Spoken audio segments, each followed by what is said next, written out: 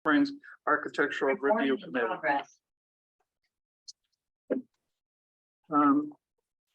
Please silence cell phones and pagers. May we please have a report on the, oh, I'm sorry, first we'll start with roll call. Yes, thank you. Member Dozy. Present. Member Lockyer. Member Lockyer is running late and will join the meeting shortly. Member McCoy. Present. Member Paline. Here. Member Walsh. Here. Alternative Member Thompson. Present. Vice Chair Rotman. Here. And Chair Jakeway. Here. We have 7 members present. We have a quorum. Thank you. Could we please have a report on the posting of the agenda? Yes, thank you, Mr. Chair and members of the committee. The agenda was posted on Thursday, March 2nd, in accordance with city and state procedures. Thank you. Does anybody on the committee have any revisions to the agenda? We have a motion to accept the agenda.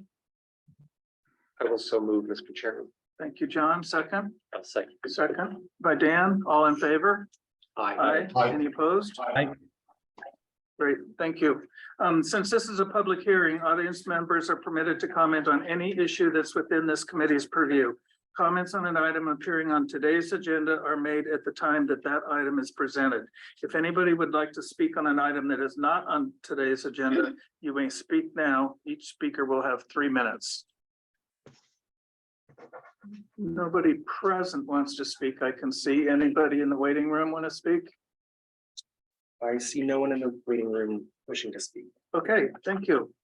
Then we have the meeting, the minutes of the meeting of December 5th. We have any revisions to those minutes?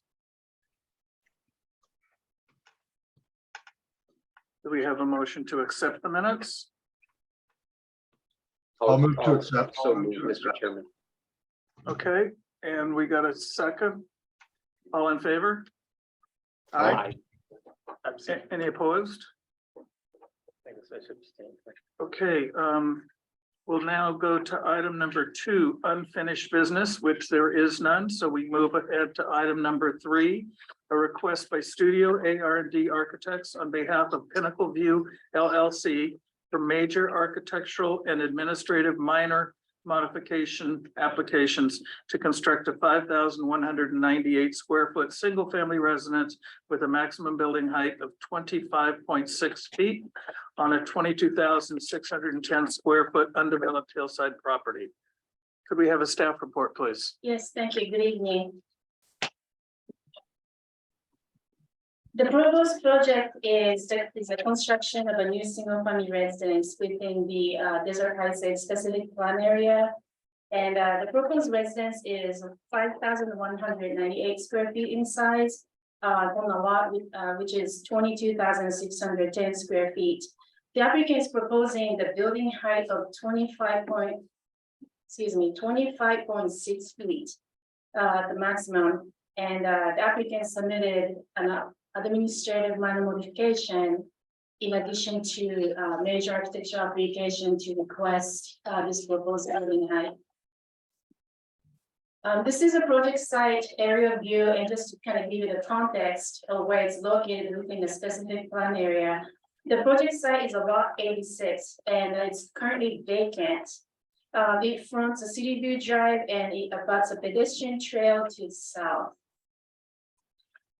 And these are the images of the project site and its surroundings. It's surrounded by vacant parcels. And the character defining feature of the site is an existing culvert and a drainage channel that runs through the project site. The topography of the site slopes down from its northwest corner to the southeast corner by 29 feet. And this is a close-up image of the project site. As you see, the culvert is located in the northwest section of the project site, and the drainage channel diagonally dissects the site. And you probably see a line that's crossing over, and that is just an abandoned water pipe that is no longer in use. This is a proposed site plan and a landscape plan. The applicant is proposing a driveway on west, the side which faces City View Drive. Approaching from the street, the driveway bends a little bit and leads to the proposed garage, which faces the street but slightly angled to avoid the direct view from the street. The proposed garage is actually located on the existing culvert. And the residence extends from one side of the project site to the other over the drainage channel. And the pool is proposed in the rear area.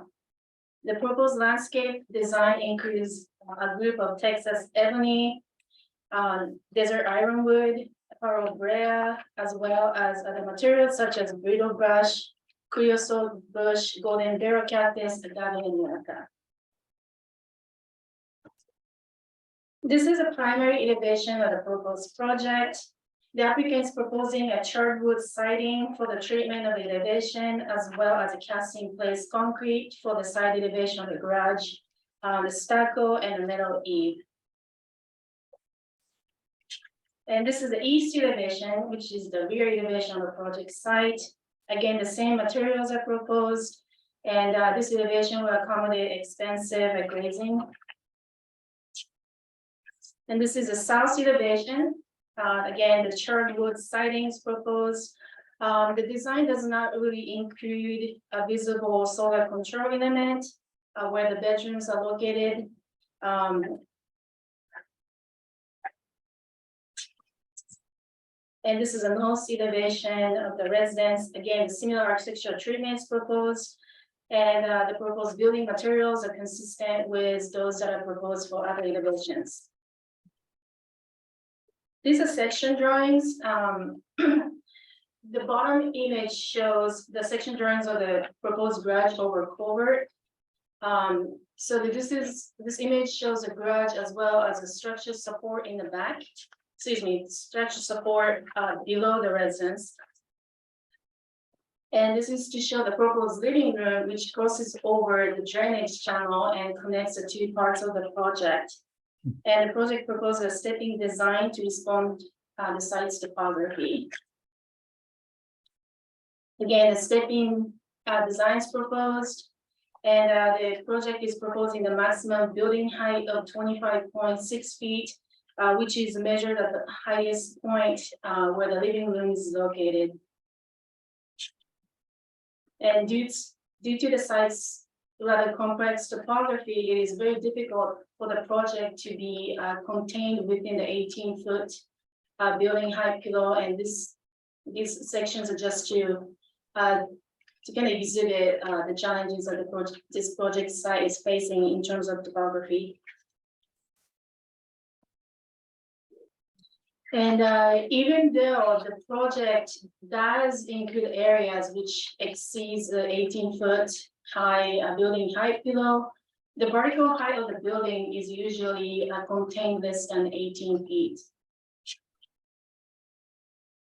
The proposed development slopes down towards the rear of the property. As you see, the proposed garage on the upper image to the left, and the project slopes down or steps down as it moves to the rear. And the image at the bottom shows the proposed garage on top of the existing culvert to show the structure detail. And the applicant is proposing the retaining wall and a deep footing to provide the support for the garage. The proposed building materials include a charred wood siding, as well as a casting place of concrete, stucco, stone paver, blackened steel, and these are the proposed color palette. And again, that project is proposing a desert neutral colors for this project. And these are the renderings of the proposed project facing the rear.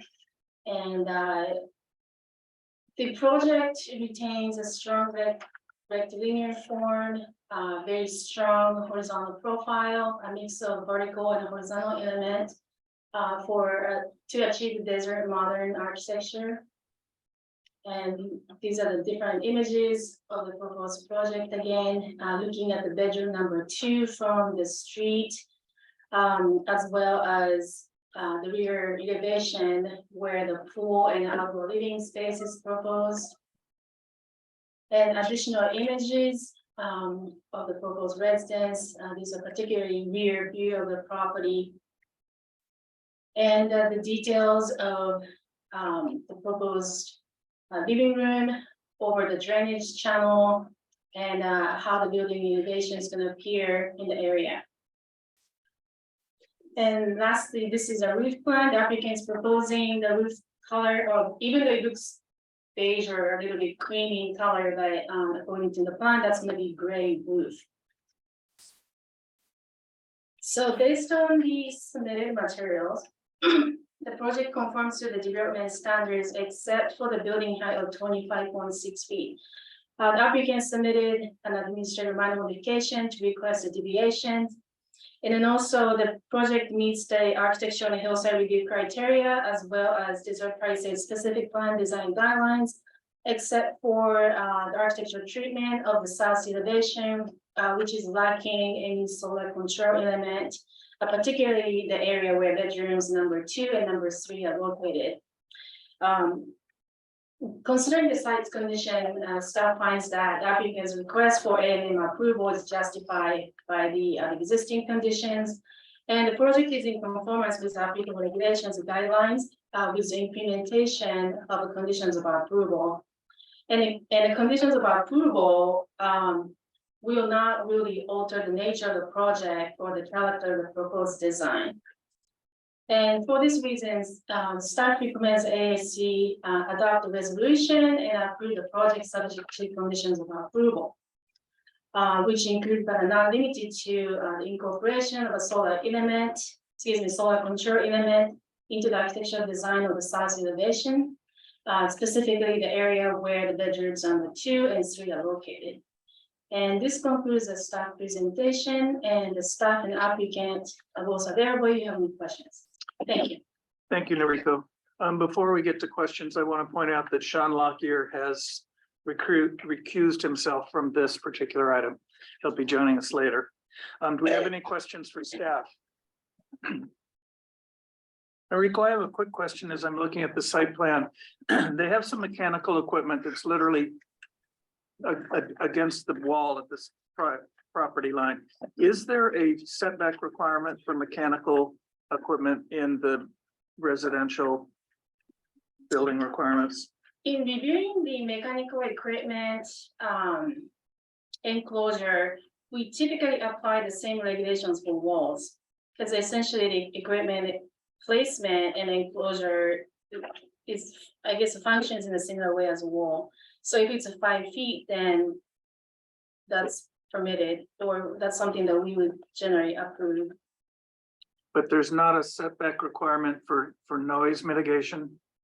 The noise mitigation is the construction of some kind of an enclosure construction. So as long as the applicant proposes the CMU or some kind of a material that has a thickness and it can prevent the noise to be traveling to the adjacent property, that's considered acceptable. Thank you. Any other questions from the committee for staff? John. Dr. Noriko, I have a question on the height limit. And it's shown in section adequately. I've tried to get an understanding of where in plan or site plan Hi there. in particular. I'm Cortana, and I'm here to help. A little sign in here. It's just the living room. Yes, that is the highest point. So if you look at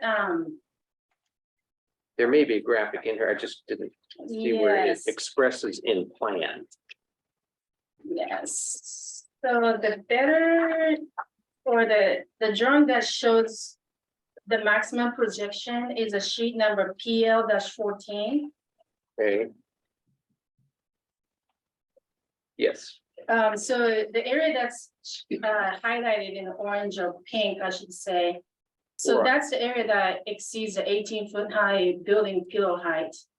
So in this case, the maximum building height is measured from the existing grade at the Right. bottom and towards the top of the proposed building. And so it seems to be limited to the living room. Is that correct?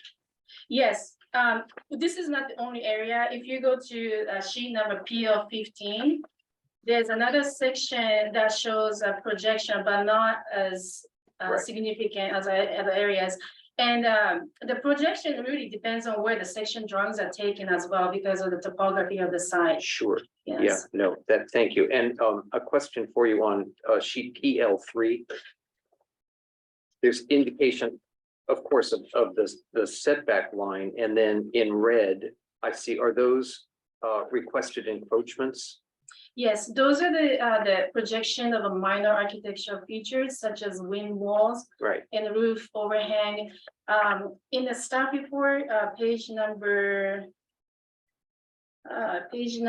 4, there's a table that lists the proposed architectural projection and conformance to applicable regulations. So the project is proposing the projection in 3 areas, all of which meets the requirement when it comes to architectural projection. okay, great, thank you, Noriko. Any other questions of staff? Okay, I believe the applicant is available to us. Could you identify yourself and explain the project, please? Hello, sorry, trying to get my camera going. Hi, I'm Nick LaFaro, designer here at Studio ARD Architects. Presenting Desert Palisades Lot 86, the single family residence plus casita that we're proposing for this property. I was hoping I could share screen to kind of address some of these height questions. Is that something I can still do? Looks like it. You should have control. Yeah, there you go. Cool. So I'm sharing our 3D model here, kind of a bird's eye view looking west. And I'm going to turn on our 18-foot pillow here, just so everyone's kind of crystal clear where we are violating. It's mostly over the living area and a tidge over the garage area here. And the reason for that is when I turn this off, that's where our historic and existing flow line is flowing through. So it's a very tricky site in order to meet the standard 18-foot pillow height here. We're doing our best. We've been working with our civil engineer to sync this building as much as we can. We're using fairly minimal heights. If you look in section, we're proposing a bottom of joist at 10'1" over that living area. The garage is at 9'1", so we're doing our best to meet this height restriction, and we've applied for an AMM. I hope that was able to clear some of this up. I'll talk a little bit about the project. You know, this project's really categorized by this culvert, and when Ed Freeman came to us to design a home for this property, that was the first thing we needed to address. So we thought, okay, well, what can we do with this culvert? We don't want to see it, and we kind of want to cover it. So we located the garage here, and we've been working with our structural engineer, our civil engineer, and MSA, Paul Sepulveda, the original civil engineer, on how to best do this. So we're cantilevering our garage structure over the culvert, not touching that structure at all. And I know Rick Manjaris has reviewed these drawings and gave us some feedback, and we've come back with this proposed design. Aside from the garage, the views for the site are really oriented towards the southeast, towards the airport. So we wanted to orient as many of our spaces that way. So we wanted really a north-south running orientation, but we had this historic flow line that ran east-west. So we're proposing to bridge across that with our interior dining space. And we're proposing deepened concrete footings in order to span that distance. Materials for this project, we're trying to keep a very simple palette with only 3 major materials, which are these cast in place concrete walls using panels and cone shaped form ties. The panels are going to be about 3 foot high by 6 foot wide. We're proposing integral color stucco of a kind of grayish putty color. And we're proposing charred vertical wood siding. The species would be Akoya, which is very durable for the desert. For the driveway, we're proposing natural stone pavers to better blend with the existing boulders and the site. Yeah, I think for a challenging property, we're doing a pretty decent job here of incorporating the site or incorporating this 3-bedroom house plus casita into it at various levels. It truly is a split level home, this one, that follows the existing site contours. Yeah, that's all I have to say right now. I'm here to answer any questions. Thank you, Nick. Thank you, Nick. Right now is the time for public comments. Is there anybody from the public who would like to comment on this project?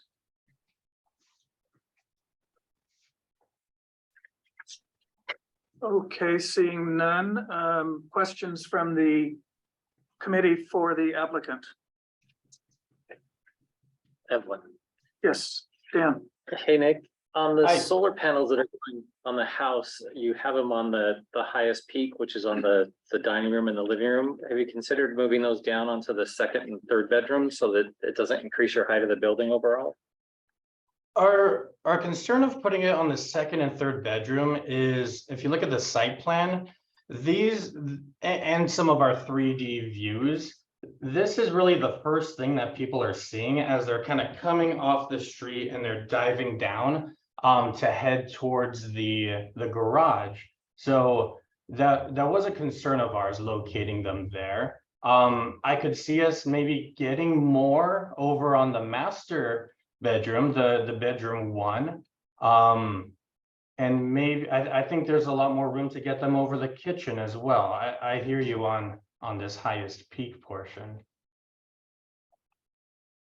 Did they go on the garage in the guest house? Or is that in their view as well?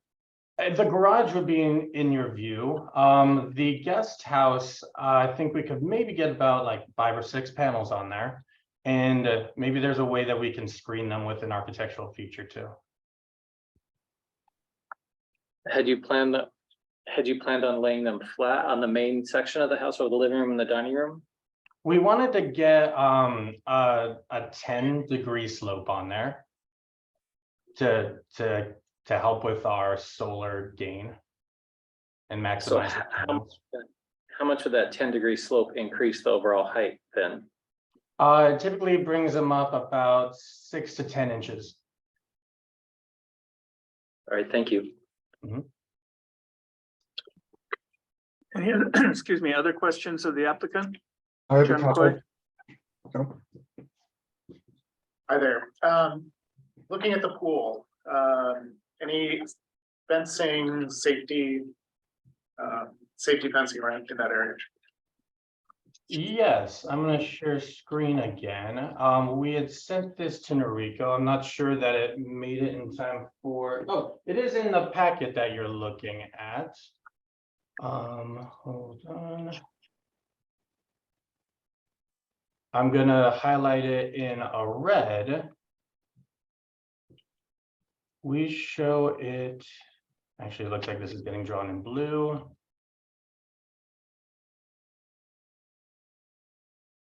But we show it starting here off of the kitchen. So it's going behind the barbecue on the north side there, heading kind of southeast. Then it follows the property line around yonder. And we dyed it into boulders. We're hoping to get some high boulders there. But we could easily continue it to our pool equipment enclosure here. And then we have another gate that secures that from, or secures it off from the public. So a pool guy can park in the driveway, walk here, access this gate, and be in the pool yard. These are vertical. Oh, yes. So- sorry, what we're proposing are vertical steel posts, 1x3 HSSs, that'll be at 5 feet, and they'll have a natural, they'll be allowed to rust. Thank you. Thank you. I had a couple of Somebody, Oh, sorry. is that Robert? Yes. Yes, Robert. Yeah. So you mentioned the pool equipment and access for the pool service. Based on that last plan that you were looking at, it looks like you've got a wall of boulders, you know, that separate the driveway from any access to the pool equipment or the pool. Are you going to provide a gate or something, a way that they can get in there?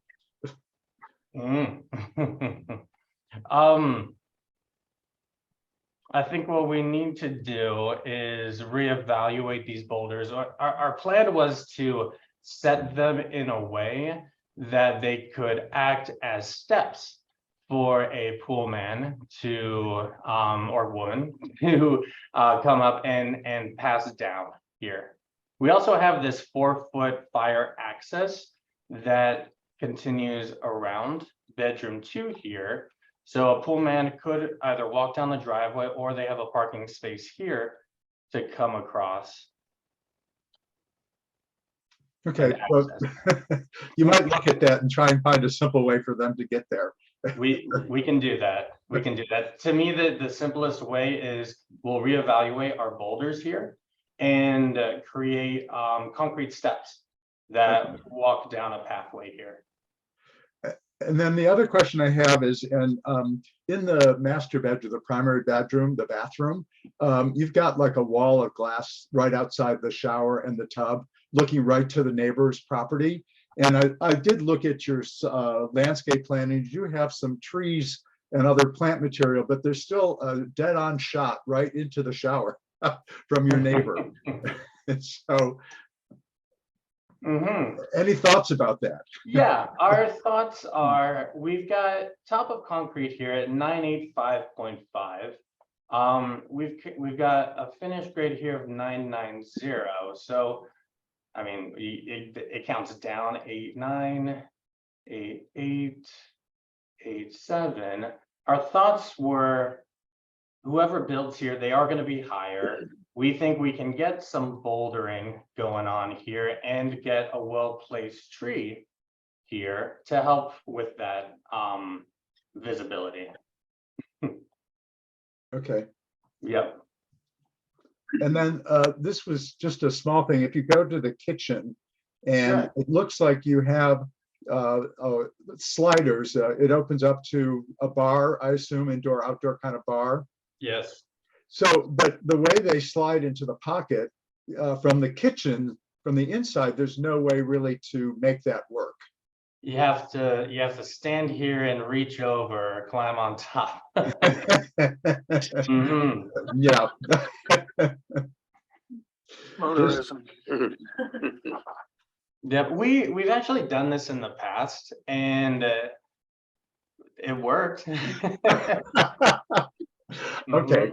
What we like about this design is we've got this countertop here that then overhangs a bit, and these little squares that we're showing, they're stools. So when you open this baby up, you can pull this stool out, and it's this great indoor outdoor space and bar and hangout area.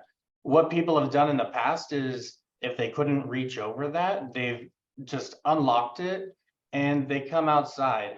They come out here We've actually installed Fleetwood slider systems with keys before, so they can unlock from here too, and then they slide from the exterior. Okay, Mhm. that's all I got.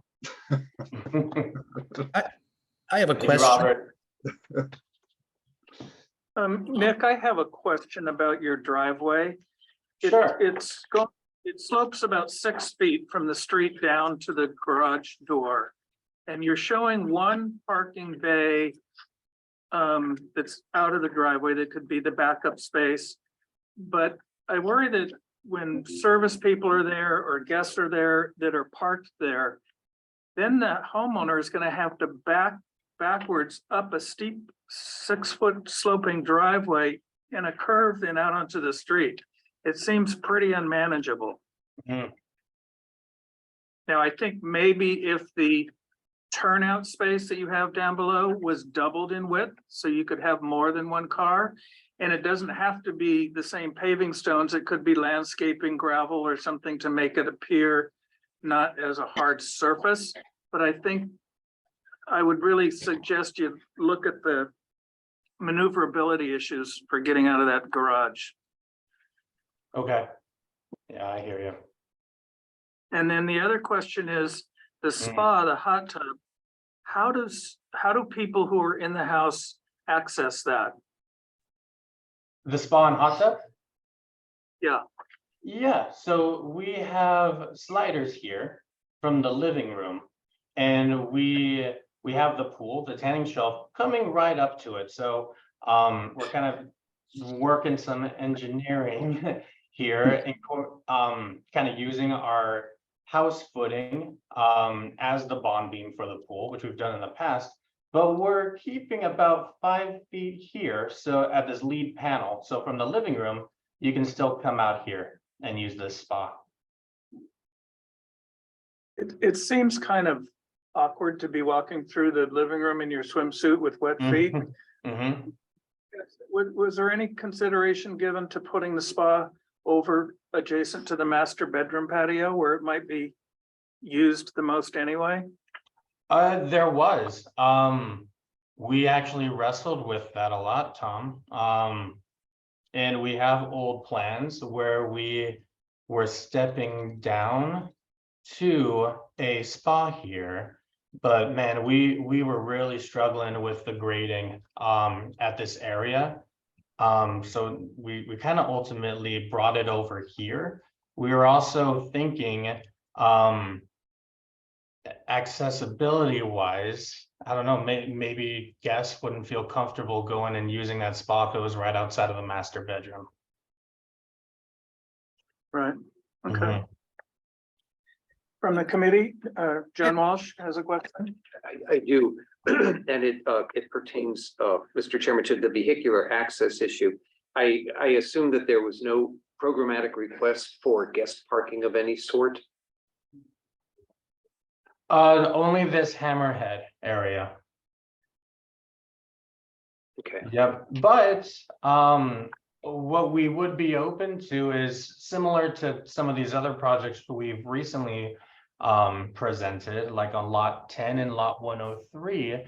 I could see us carving out something using boulders along the street. This line here that I'm drawing actually represents the edge of the pavers in Desert Palisades. The rest of this is 8 feet of decomposed granite.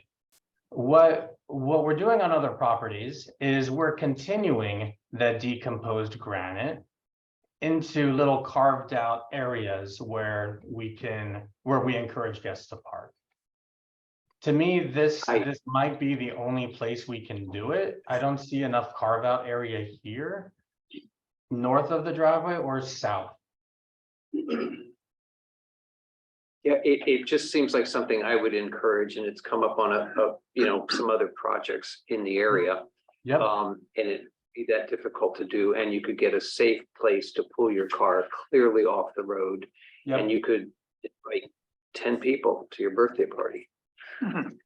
Because right now it just, it's a question where you would park. The secondary area that you did identify, it seems like there are a lot of places that you could kind of just, you know, shoehorn in enough. And the second area that you indicated a little bit further down, yeah, there, it's there, I think. But I worry about these contours that are just falling towards the driveway. So I think we would have to use boulders to retain. And so it makes me a little nervous right there, I particularly. defer to whatever solution you think is best, but it is, I think it's an issue that warrants Mhm. addressing. Okay. Mr. Chair, can staff respond to that? Sure. Yeah. We might turn it to Yes, the thank the you. engineer. Oh.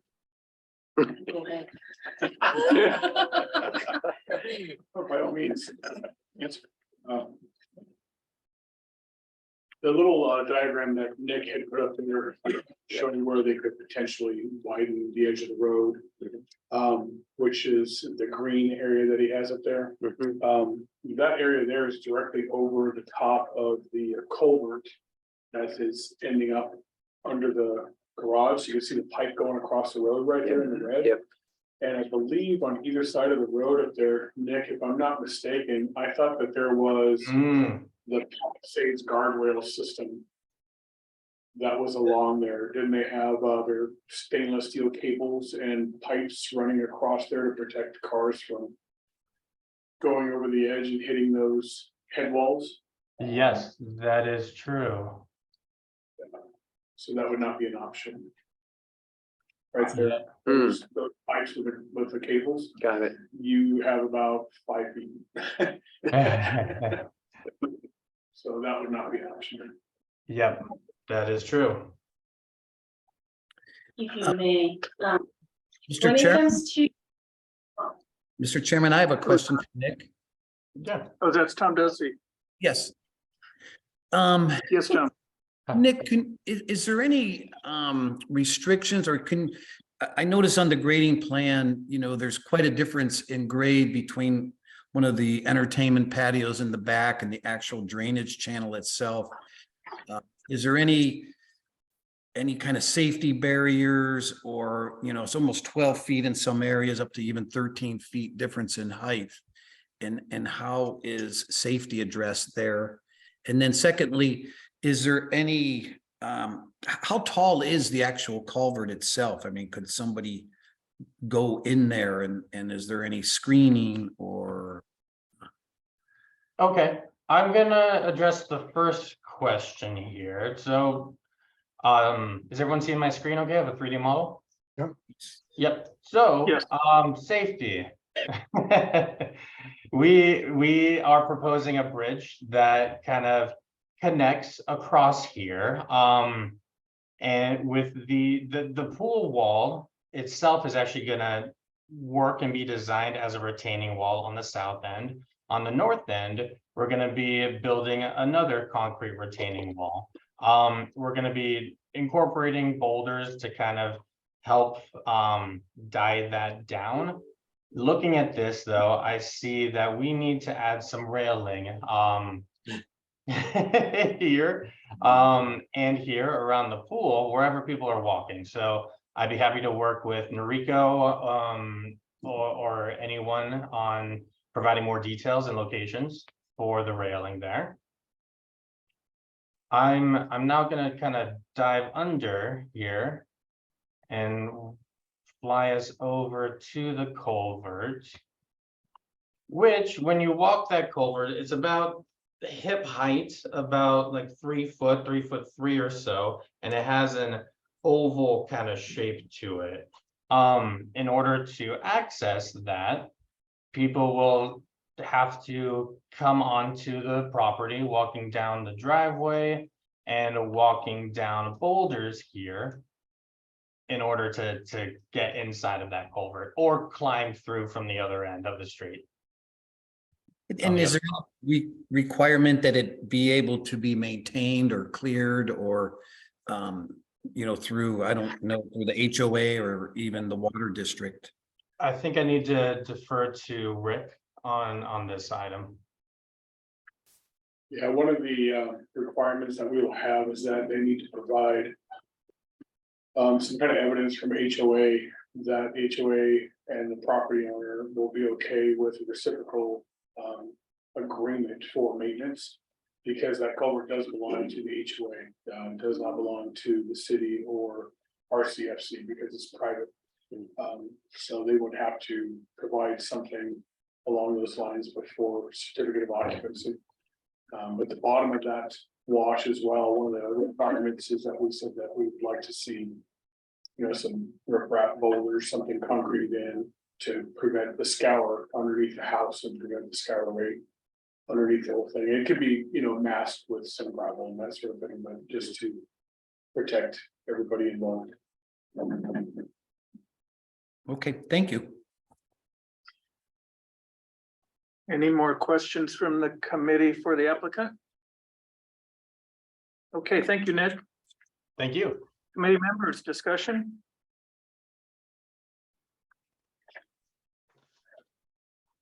I think it's a terribly complex lot with that culvert. I mean, I don't think anybody of us has ever had to deal with something like that, and this is a pretty imaginative way to handle it. In general, I think the house is very nice. My big concern would be what I talked about earlier for the access getting out of the garage to the street with the steep 6 foot high drive, but I would be in favor of approving the administrative modification for the height limit. It does occur over the culvert area, so it's kind of an unnatural progression anyway. You can see, looking at the section, if the height line were continued above the 2 rooms on either side, they would connect right across where they're filling in with this height. So I don't have any problem with the height issue.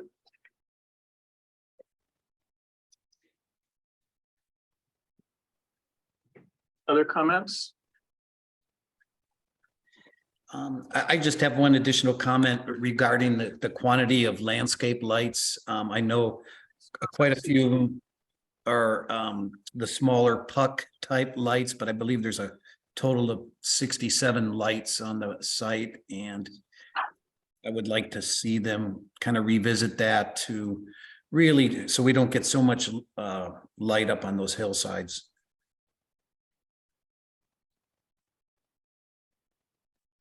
Thank you. If there's no other comments, do we have a motion?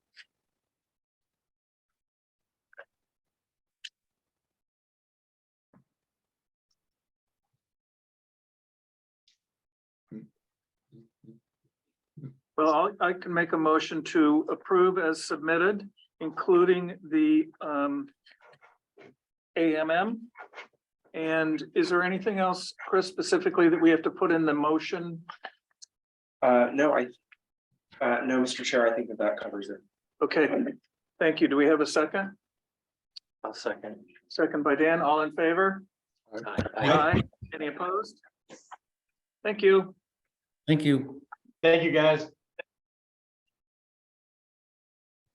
Okay, we will now go to item number 3B, Richard Meany for a major architectural application to construct a 6,531 square foot single-family residence on a hillside parcel located on lot 21, 2424 Morning Vista.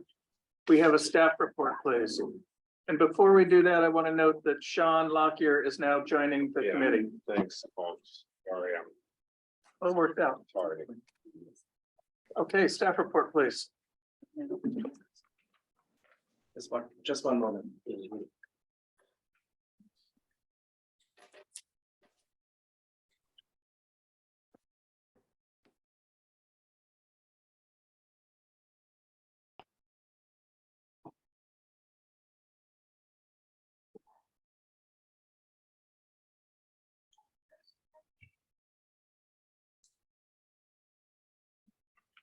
Okay, good evening, Chair and committee members. The applicant is requesting approval of the 6,500 square foot single family home within the Desert LSA specific plan on lot 27. The proposed single family residence faces south and will consist of a pool, spa, deck, additional landscaping, and built-in fire pit.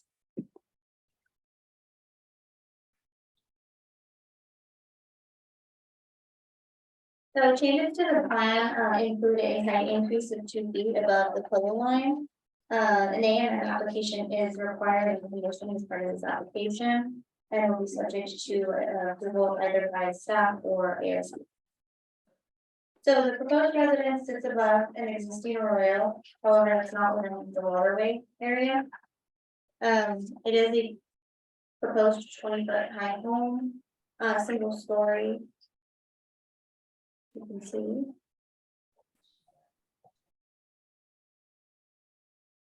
And the way it was designed on the proposed sills creates minimal disturbance to the project site.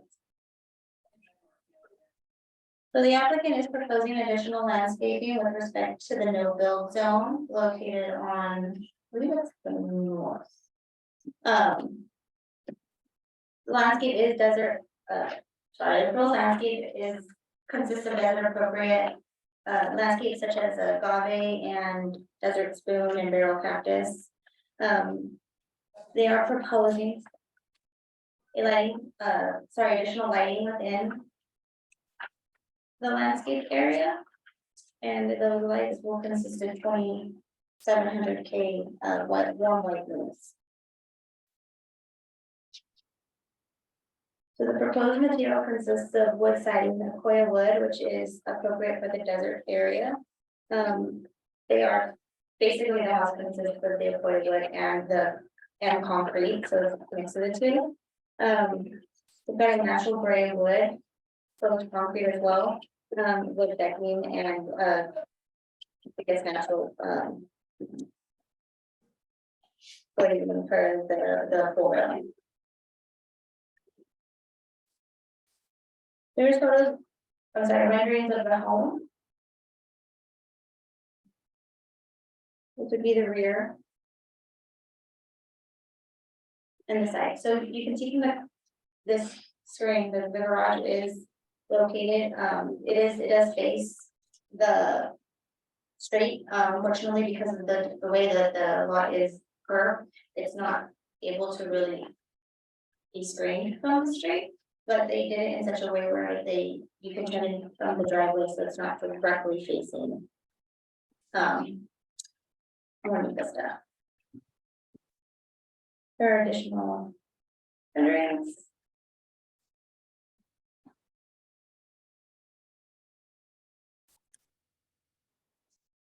Sorry. So the project is consistent with the Desert Hillside Specific Plan and Hillside Ordinance. The applicant, staff is recommending approval with subject to conditions, including the condition that an A&M application is submitted and approved at staff level. Alternatively, ARC can require additional review of the A&M application, which can be reviewed at the next meeting if decided. And that completes my report. The applicant is available via Zoom. Thank you, Alex. A question I have. The 2 extra feet to the roof. Can you show us on the roof plan where that is? Is that the entire roof? Because it appears that there's just a continuous fascia around the house. So is it the entire house that they want to raise up or just a portion of it? I want to say it's just a portion and it's actually on sheets. It's just a portion. Sorry. Yes. Okay. On the elevation sheet.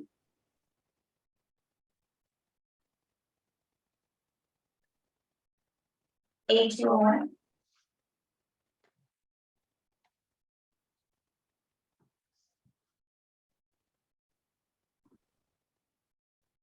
And where is it? On the east elevation.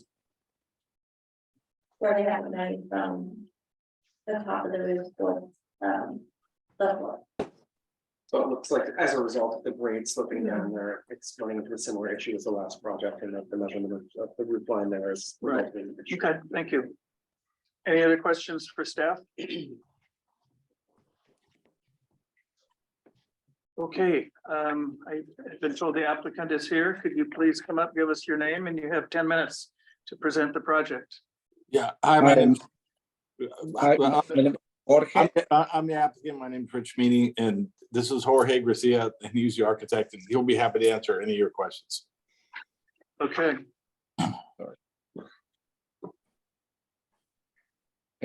hi, this is Jorge.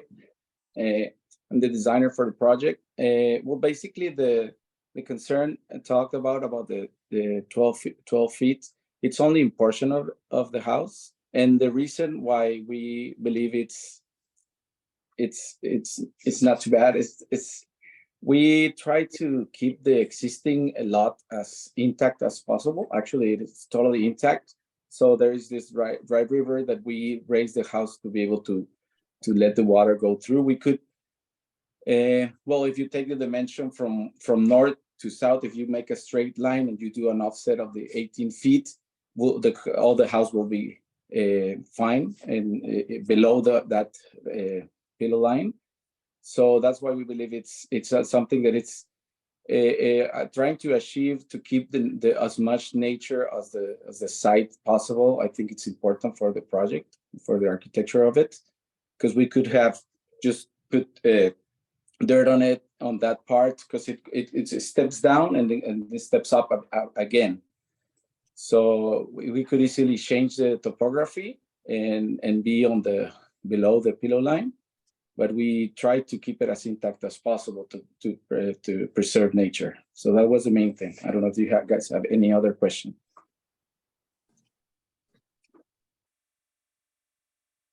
Many questions for the applicant?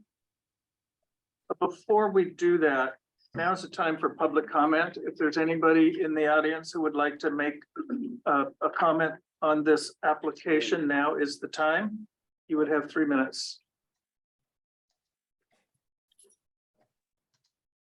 No members of the public have signed up in advance. I don't see anyone with their hand on this one. Okay, thank you. So we can proceed now with questions from the committee for the applicant. Chair, I have a question. Sure, I think that's Robert. Yes. So on the sections, it shows that there's a mechanical room below the house. And if I'm guessing right, it's under the master bedroom, I mean. And one of the sections shows a door. How do you access that mechanical room? From where I have to look at the plans. I don't know if you can look at the floor plan, but it's from the lower deck. We have enough height. I think we have 7 feet there, or 7'2", to be able to access that door. So we didn't put anything because we're gonna try to keep it as natural as possible. They're just gonna, we don't want to put a concrete or anything to get there. We just want just a walkway, just natural to get there. Alex, do you have the plan that Jorge sent a couple of weeks ago, showing where the equipment was that you asked for? I have the most recent plan you submitted, so it should be about there. What is the sheet, by the way? I think on sheet number 1, level 00 floor plan. You see the storage room.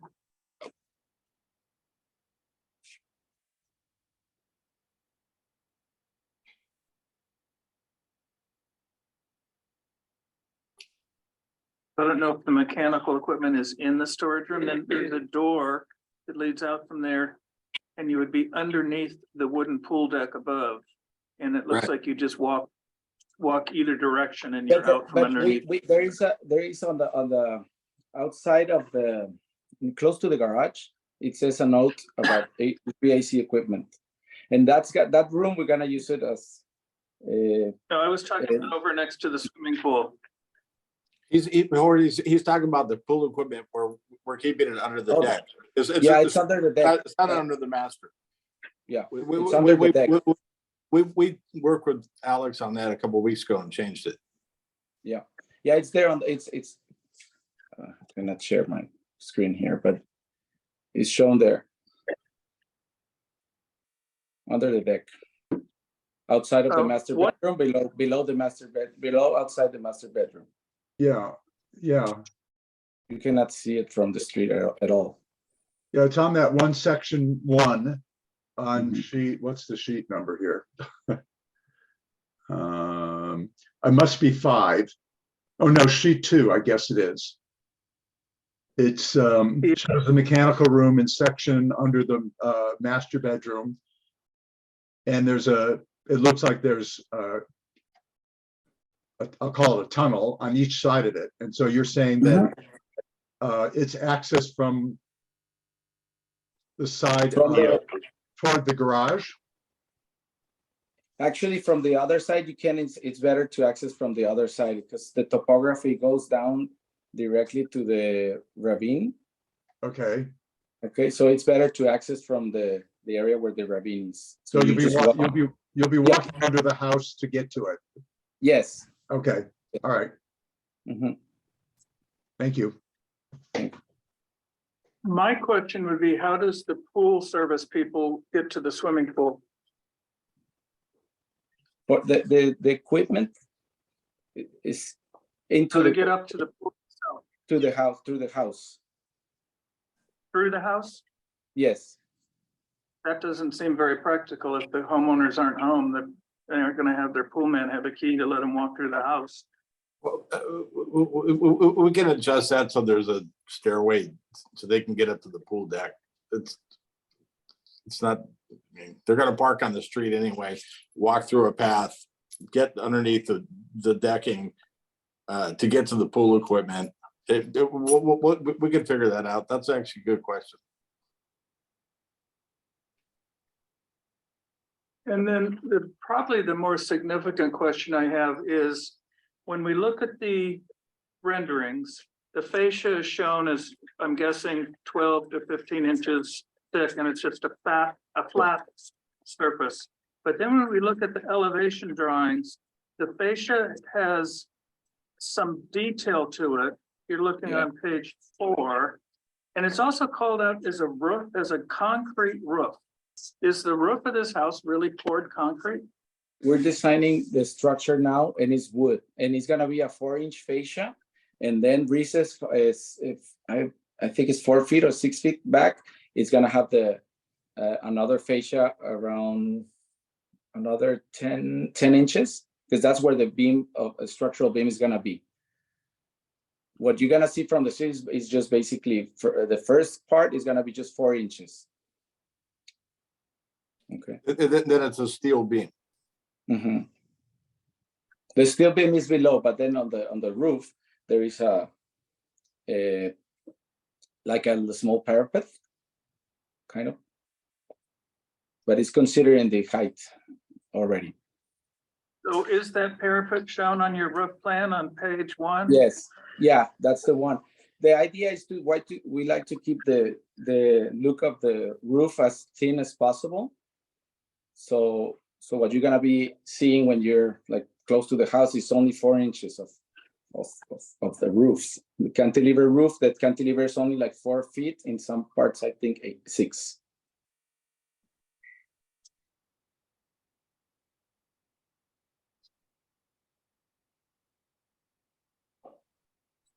It'll be interesting to see that detail. It'll be Yeah, we're working on it. That okay. We're about 95% through structural, and Yeah. that is the last. Yeah. You know, and we're supposed to have those final drawings by the end of next week. Okay, John McCoy, you had a question? Mr. Chairman, my question pertains, it ties into the thin roof overhang, which has an appeal to it. How is the mechanical working? Is it, are you delivering from below? from below? From Yeah. below. It's all subterranean HVAC. Yeah. Okay, so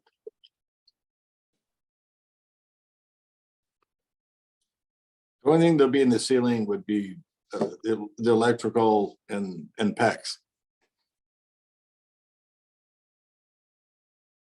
and at these points of void that appear in elevation underneath the deck and other areas, we are not going to see mechanical ducting. Is that correct? Yeah, that's correct. only below the house. And we're gonna cover, it's gonna be between the beams.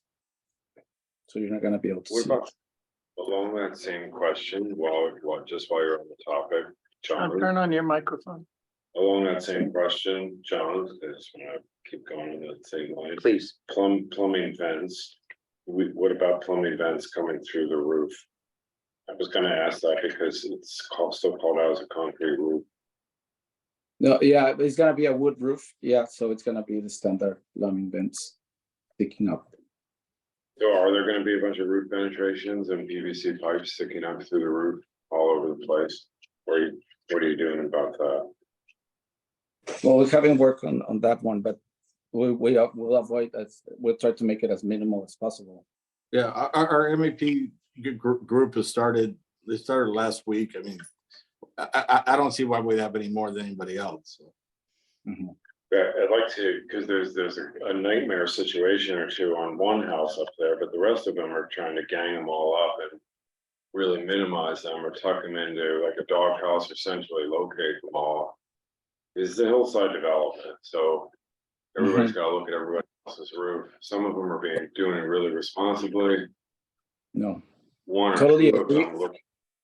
I totally agree, and we think about the fifth facade in all of our projects, and we want that facade, the roof to look as nice as the elevation. So we will work with the mechanical and MEPs to make it as less as possible vents going up, sticking up. Yeah, I agree with what you're saying, and I would be happy to take that as a condition. Okay. Back to you, Jim. Yeah, I have the same concern with section 1. As you look at section 1, the mechanical room is on one very far end of the residence. And there's a big gap right between it and the other side of the house. So there's going to have to be some kind of a chase or ducting space under the floor to carry all the ducting from that mechanical room to the other side of the house. So it's got to go through that opening in some way. Yeah, I have an idea of having, and we're working with them on having like one part of the house to be the equipment to be on below the kitchen, and the other part on the other aisle where the bedrooms are, so that only below the living and dining is where you're gonna see pipe ductwork. That's the intention. Okay. Jorge, I have a question about the pool decking. You're calling it out as thermal spruce unfinished decking. I think in our summer sun and our weather extremes, wood decking that's unfinished is not a very practical material to be using in the desert. Yeah, we're going to end up using something similar to Trex. Yeah, we specify mainly because of the finish. So we're gonna do all the materials with our developer. Okay, any other questions for the applicant? If the roof, if it's changing to a wood framing diaphragm, then what is the color of the roof membrane going to be? Right now you call it an APP roofing system. I'm not quite sure what that means. APP. The color that we would like are warm gray. Yes, but mostly it's all called out as concrete roof. Your material board. It's just like gray. Yeah, like a toppy, like a brown gray. That's what we want. So I think there's a recent matter of subcommittee or some supplemental condition or something. This project gets approved, but it needs to comply with the HOA requirements for a tan or a gray single ply membrane roof, not allowed to be white. Yeah, we can do the same roof that you guys approved for our previous project.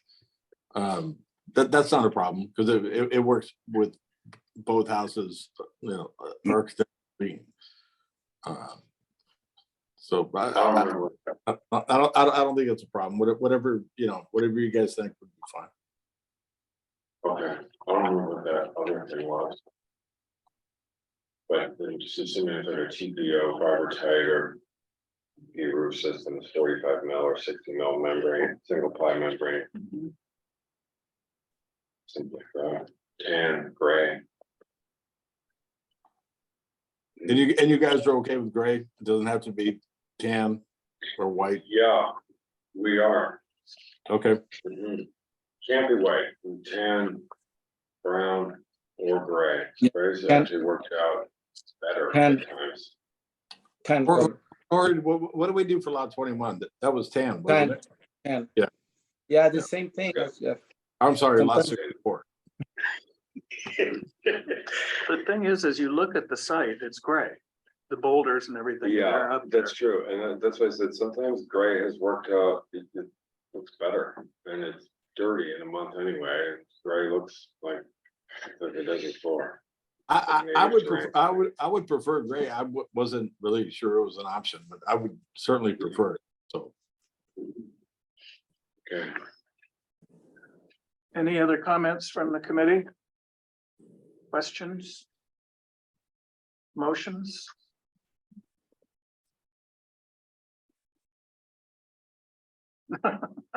I did the last one. Comment wise, Here's a comment from John McCoy. the landscape plan seems a little low. Everything is fairly. There's not much height variation in your plants. You might want to revisit with a little more interest in your landscape. And then I'll say on the lighting. As you look out your windows, you've got two light fixtures, one of them a tree light. You can probably get this similar effect from the other fixture. The one that you have 12 of. And visually, as you exit the house and look out the windows, it will be a much more pleasant experience for the viewer.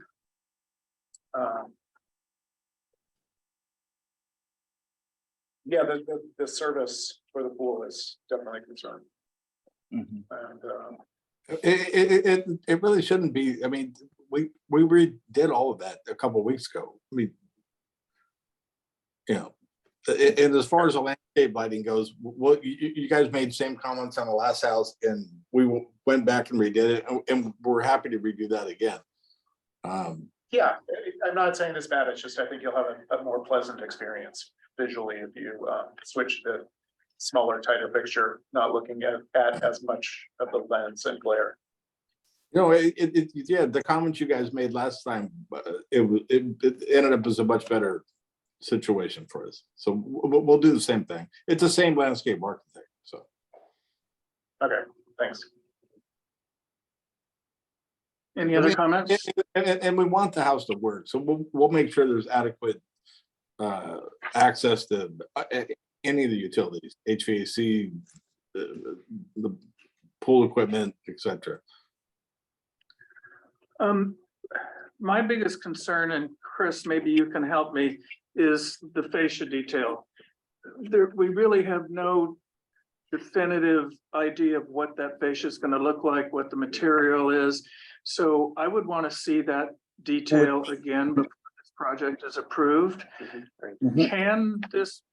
Can we do an approval that says the fascia itself specifically has to be resubmitted for staff and or a subcommittee to review, or should we continue this item? I certainly think that if you provide some direction, you can certainly defer it down to staff to approve if you provide us direction on what you're looking for. Alternatively, if you want to consider it, we can bring it back even as a consent item, which you can then pull if you want to discuss it with additional detail on what that you could approve at a later date. You would need to, as part of your motion approving this, add a condition that the details of the case come back. Can I just Sure, tack sure. on one more? I didn't see any detail for like skirting of the stanchions or anything like that for solar. Yeah, I actually think that ought to be an item as we see projects going on up there. We may be guilty of that also. When I say we, talking about our own projects, I think those things ought to be that is, again, it's a hillside project, it's not houses right across from each other, those things should be skirted, so you're not looking through it, a couple hundred of those stanchions popping up.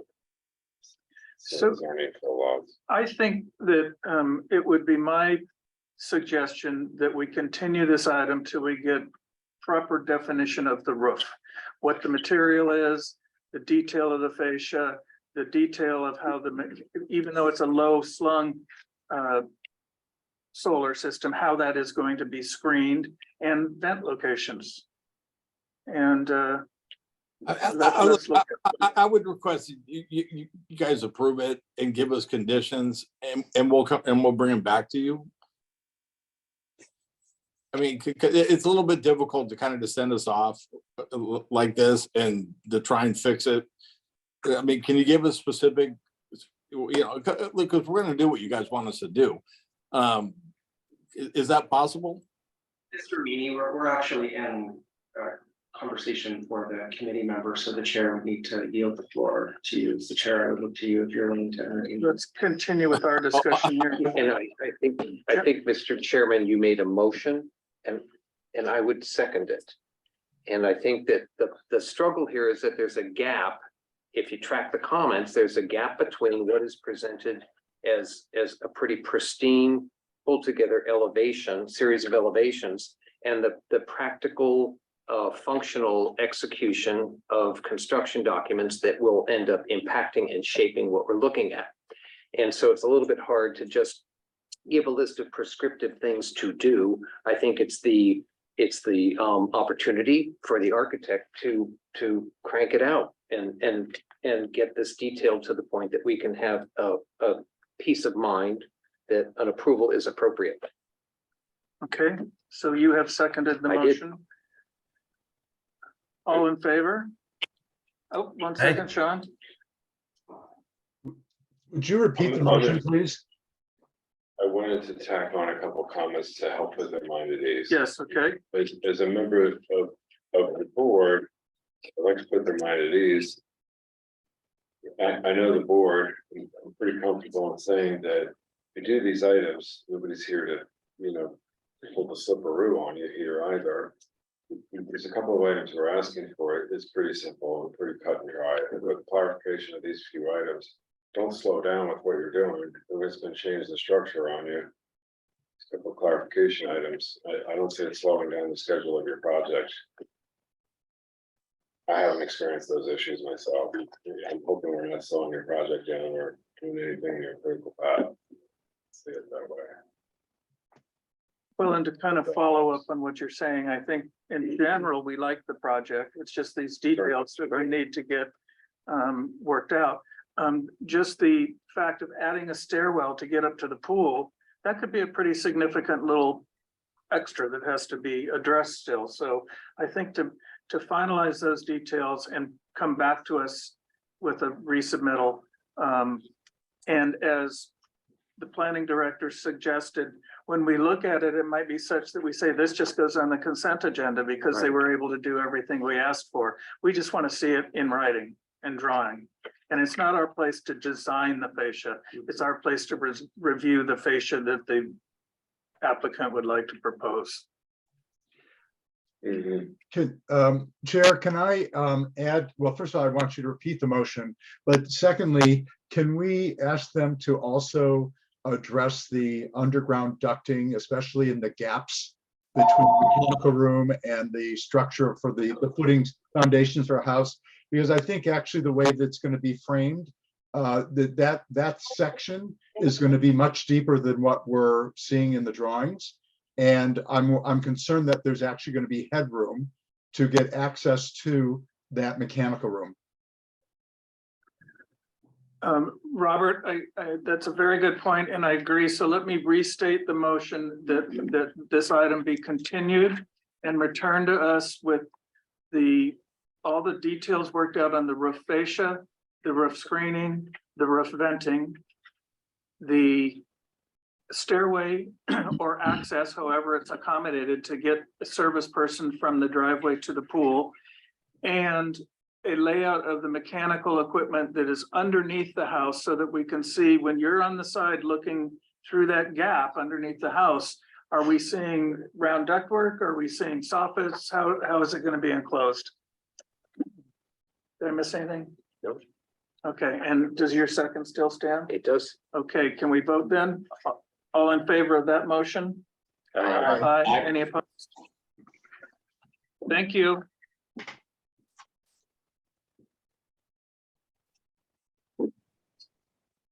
Okay, now we are on to item number 3C, Insight Property Group for a major development permit application to construct a 172,200 square foot self-storage facility on a 6.43 acre undeveloped parcel located at 400 West San Rafael Drive.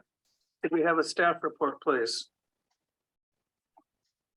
Yes.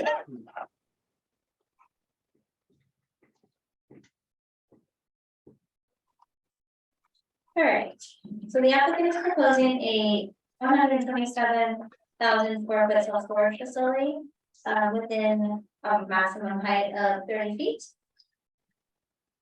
The proposed project site is located between Meteor Road and West San Rafael within the College Park specific one, the underlying zone of M1. There's a portion of the project you can see on the smaller photo on the right. That it encroaches into West San Rafael as part of a condition of approval. Everything south of that yellow line will be removed, and San Rafael will be widened as per an engineering condition.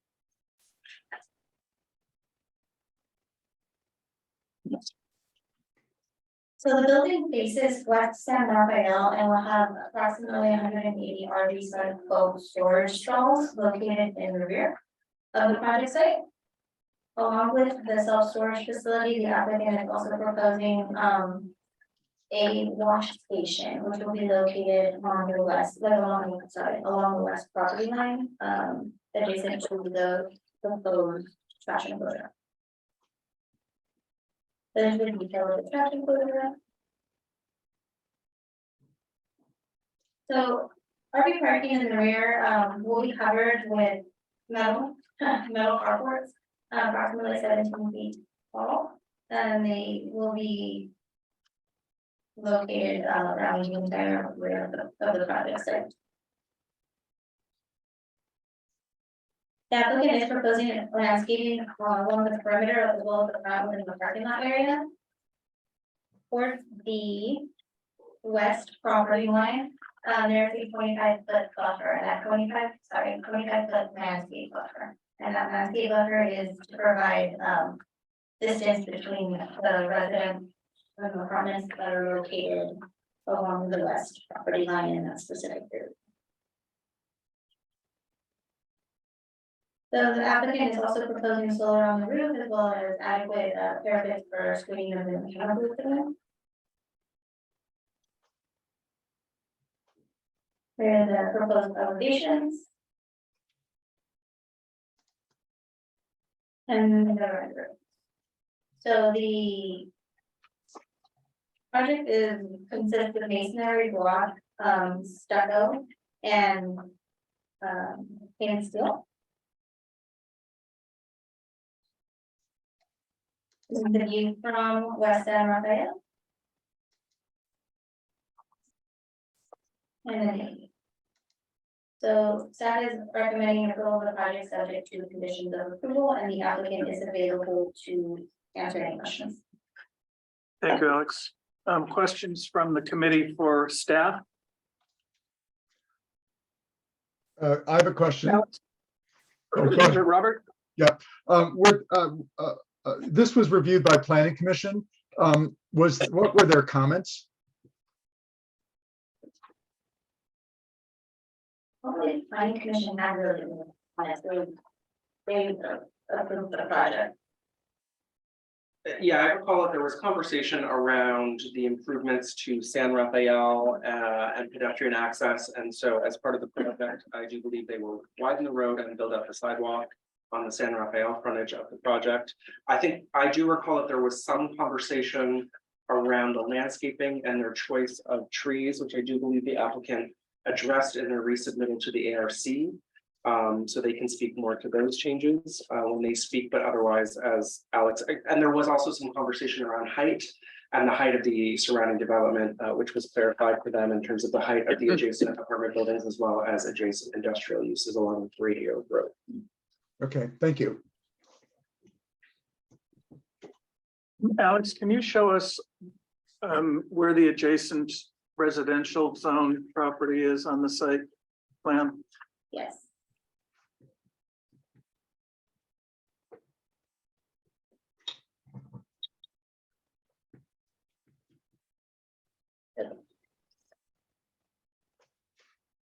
So.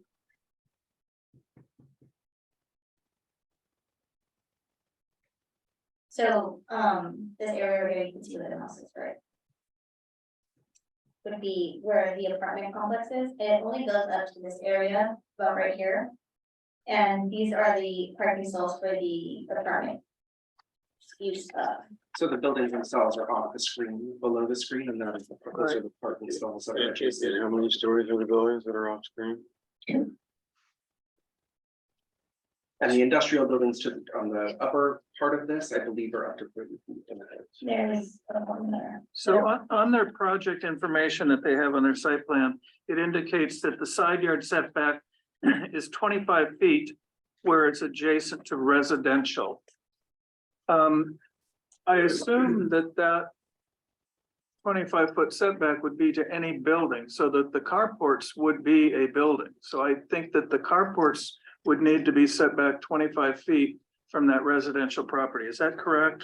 Yes, and if you take a look at page C100, it's the preliminary civil site plan, that there's a 25-foot landscape buffer before the carports start. Okay. And then, Alex, they indicate an 8-foot high CMU wall on the property line. Is that allowed in this zone? I thought 6 foot was our maximum wall. For industrial zones, you're allowed to go up to 8. Okay, and then on the other property line, they're calling out a wrought iron fence. And it's hard to see because when I was out at the site, it appears that the buildings on the east side are built basically on the property line. So it looks almost like they're creating a little 3-foot wide strip of no man land between their wrought iron fence and the existing buildings.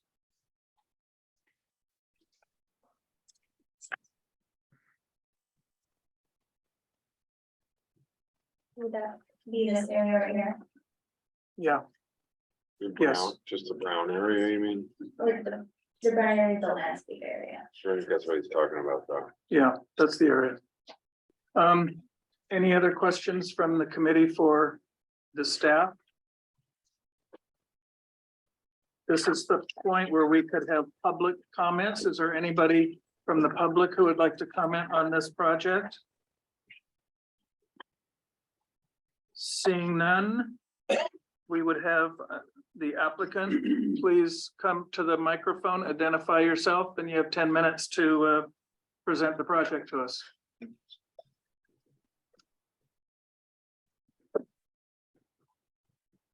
Good evening, CJ Rogers with Insight Property Group. I'm the Director of Design Company. And I believe you guys all have a packet. I don't have a digital presentation here, but I did want to review a few talking points here, particularly starting with the site plan on C100. I think Alex did a great job of orienting the project. We do have the primary structure located up against San Rafael, with a 60-foot plus buffer off the street. And she did indicate some of the site improvements that are happening along San Rafael, the widening of the street, as well as some landscape improvements and the sidewalk that's getting put in. There are some ancillary structures also getting put in place. The RV structures, or canopies, there's gonna be 3 of those. An RV wash center and a trash enclosure. If we flip over to a landscape plan, I want to point out something that came up in the planning commission.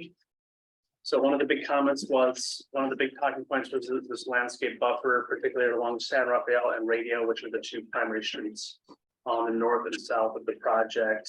Along the south side, which is called the front door of the project, it was requested that we put in 15-foot tall trees at the time of planting. And to ensure that we had some shade covering the new sidewalk that's getting put in along San Rafael, which you can see in the landscape drawing, as well as some more trees in the parking areas along the cars and along the truck facade. We do have trees flanking both sides along the east and west as well. And on along the north side, which is Radio, the back of our property, we do have similar trees. There's a public utility easement, an existing transformer that's set to remain. But we do have a buffer zone for landscape as well as the site wall for security. I'm going to jump to the building scale real quick, the floor plans, which is A201, the first floor plan. The building footprint itself is approximately 42,000 square feet. We're an S1 occupancy, type 2B, fully sprinklered. The building comprises of a leasing office in the top right-hand corner there, right up against San Rafael. It's visible from the parking. Our utilities are anticipated to come in the lower right-hand corner. You can see the electric room and the fire riser. We have two loading lobbies, what we call them, other entrances, and they're on the east and west of the building, the top and bottom of the page, as well as two stair towers on the opposite corners for exiting to the corresponding floors above. And as you notice, there's a darker line on those walls. We have perimeter drive-up units, and we have a thermal barrier wall in between those and the interior units. Something we do to separate those and make sure our building performs pretty well and keep that hot air out. I'm going to skip levels 2 and 3. Jump to the roof plan real quick. On the roof plan, you can see where we have anticipate some solar ready areas for us for our panels, as well as some fall protection. And then we've clumped our mechanical areas together to minimize the screening. We anticipate that screening to be approximately 2 feet tall.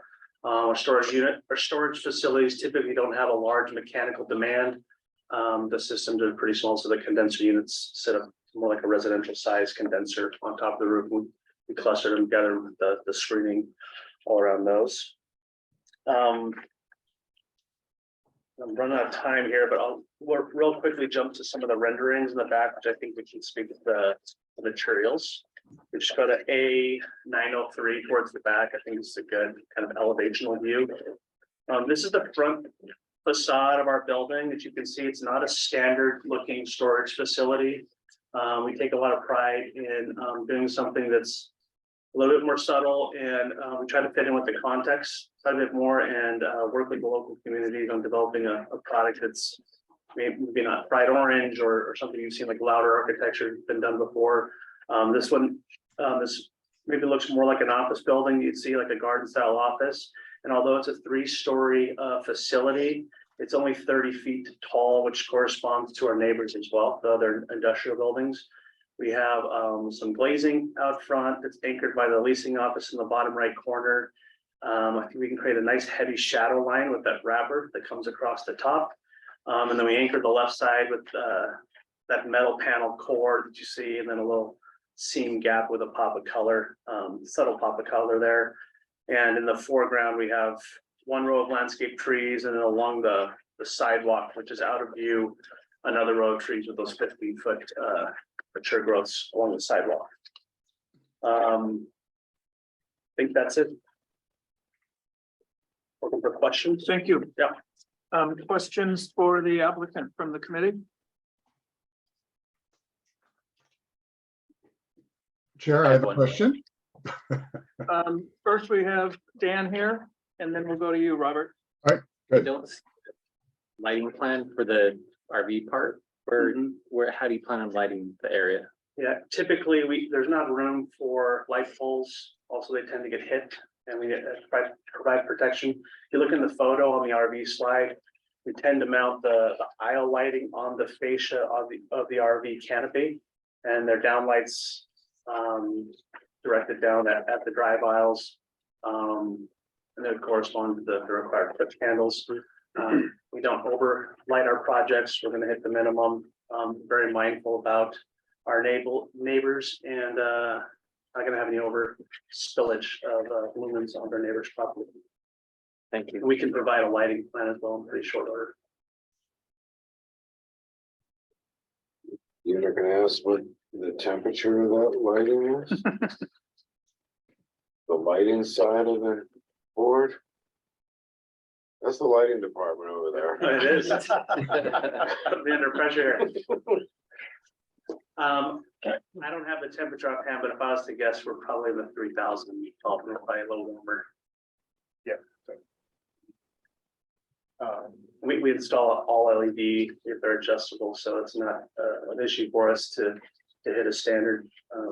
Whatever you guys deem necessary, we can hit. Thank you. Yeah, I think a lighting plan would be in order.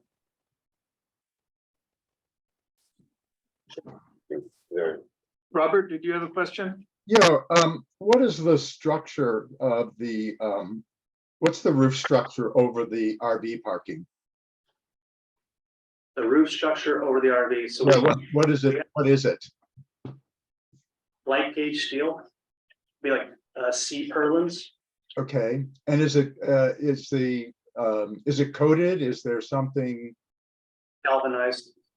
It's galvanized. Is there any issue with reflectance off of that, particularly because you're not far off the flight path for the airport? Have you ever come across that? Off the roof decking itself. Uh-huh. Yes, we're. The decking's typically painted, the structure itself, the columns and purlins will be a galvanized light gauge framing system. And we usually have a white painted roof deck, and we can get it in any color. So if reflectance is an issue, gray or something's not out of the ordinary for us. We want to tone that down. Okay, all right, thank you.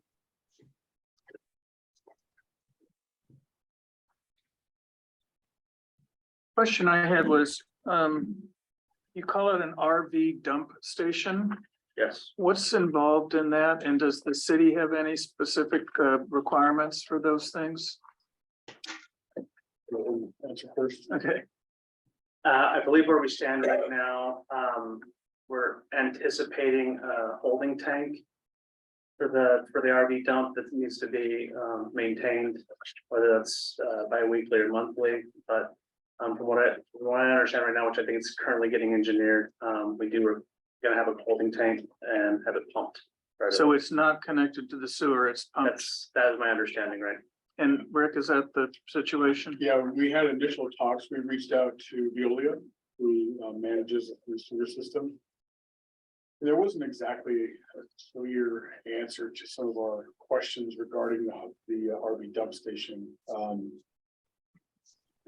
It was more of they have a response of what they do at the treatment plant, which there was an RV dump station at the treatment plant, and there's a record keeping of who dumped what, when, and what did they dump, and chemicals that they use, and that sort of thing. And I think that got spilled into a translation of, as long as you do that, you can connect to the sewer system, and that's not what the intent of the answer was from Veolia. The short of it is that they cannot connect the dump station to the city sewer system. It has to be a holding tank. I think Ken was just a little confused in what we were actually asking for, because there's just no way to allow that many RVs with all the different chemicals in the market to just have them just dump in the city sewer system. So it'll have to be a holding tank, which we're fine with. We don't have an issue with it. Okay. Other quick, Sean? back to the carports.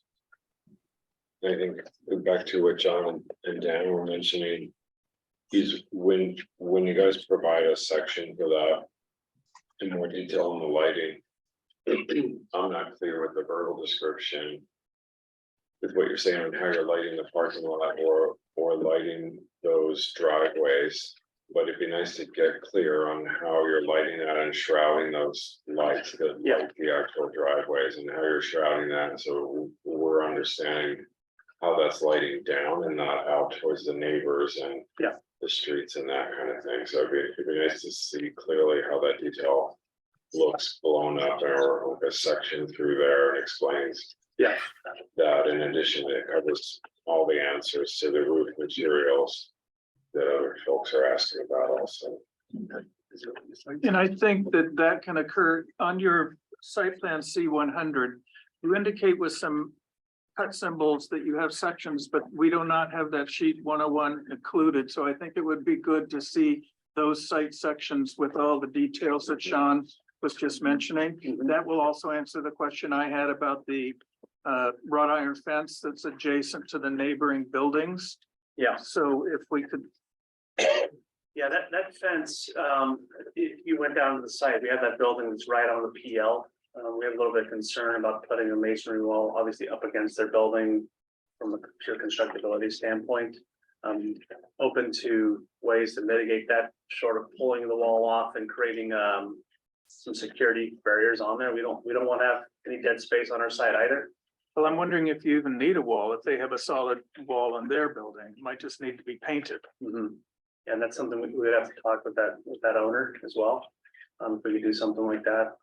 We've run into this before, and whether we maintain their side of the face, it's more of a liability thing, but security is obviously, it's in our name as a company, the secure space. So it's first and foremost, we don't want to have dead spaces or anything that's even perceived as a security issue or risk. Chair, if I might. Yes. When it comes to engineering, when it comes to double wall system, so this got by me, it wasn't called out, so I just didn't see it in there. But the problem that we have, especially in the windier areas, is that area becomes a no man's land, and then it becomes a matter of who's going to maintain it. Trash bags and everything else floating around in there. So we do actually have a form that two property owners can sign, consenting to somebody closing off that use, connecting your walls to that area so that it's clear understanding that, you know, you're going to maintain it and you're doing that for security reasons. And they can actually fill that out through the building department as part of the process. But the double wall system is something we really shy for. Okay, thank So you. eliminating the need for one of those walls is what you're saying. Yeah.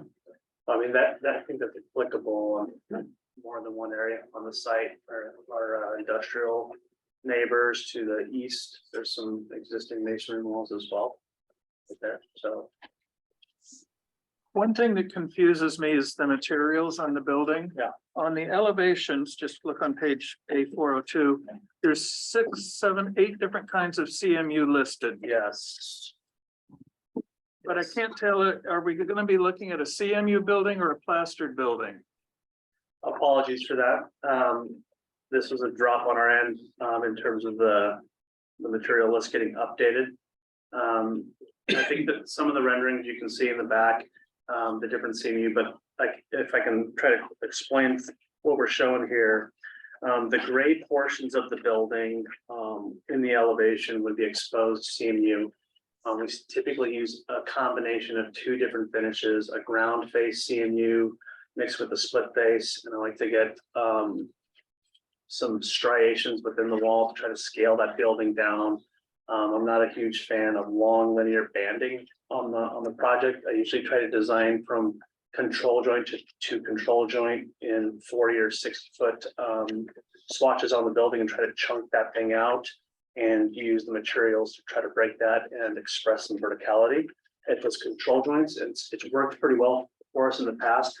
We do have some updated elevations that we can circulate. But the rest of the building visually is accurate. It would be stuck over the block with a base color of, I'll call it white, which is more like a whiter, like a light gray color. And then we do have our branding color. It's kind of a dull dark blue to signify the openings. But and then the metal panel highlights more towards the front of the building. But the back would be exposed seating at this point. One of my objections is the look of the metal carports. In the zoning code where the planning goes through the criteria and findings, item number 2 says the design of accessory structures such as carports, cabanas, and similar structures shall be consistent with the form, materials, and colors of the principal buildings. These have nothing to do with the principal building. Now, on the apartments to the west, they have very similar carports, but they're lower. Yeah. But they've put a detailed fascia on it and they painted that fascia the same color as their buildings. Yeah. So something as simple as that, I think, can neutralize the starkness of these just being kind of a raw galvanized Yeah. steel. Yeah. And I think that would be something that we would really want to see. Okay. And then on your roof plan, you indicate, I don't know what this is, line of fall protection. Is that a curb or is that a wall? I think we're anticipating the guardrail because the roof line does not have a traditional parapet. Mhm.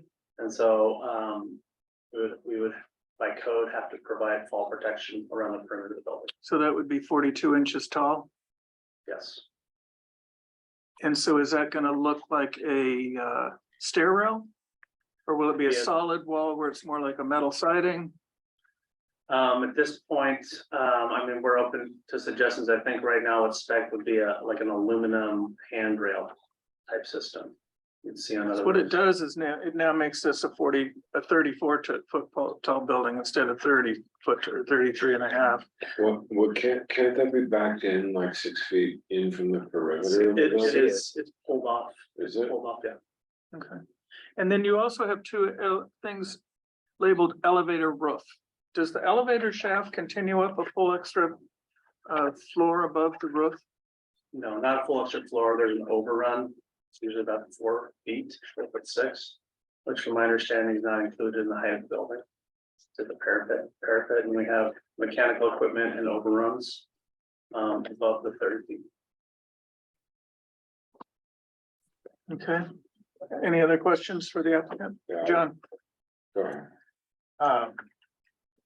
Yeah, so with having residential next door with the lighting is mounted at 17 feet.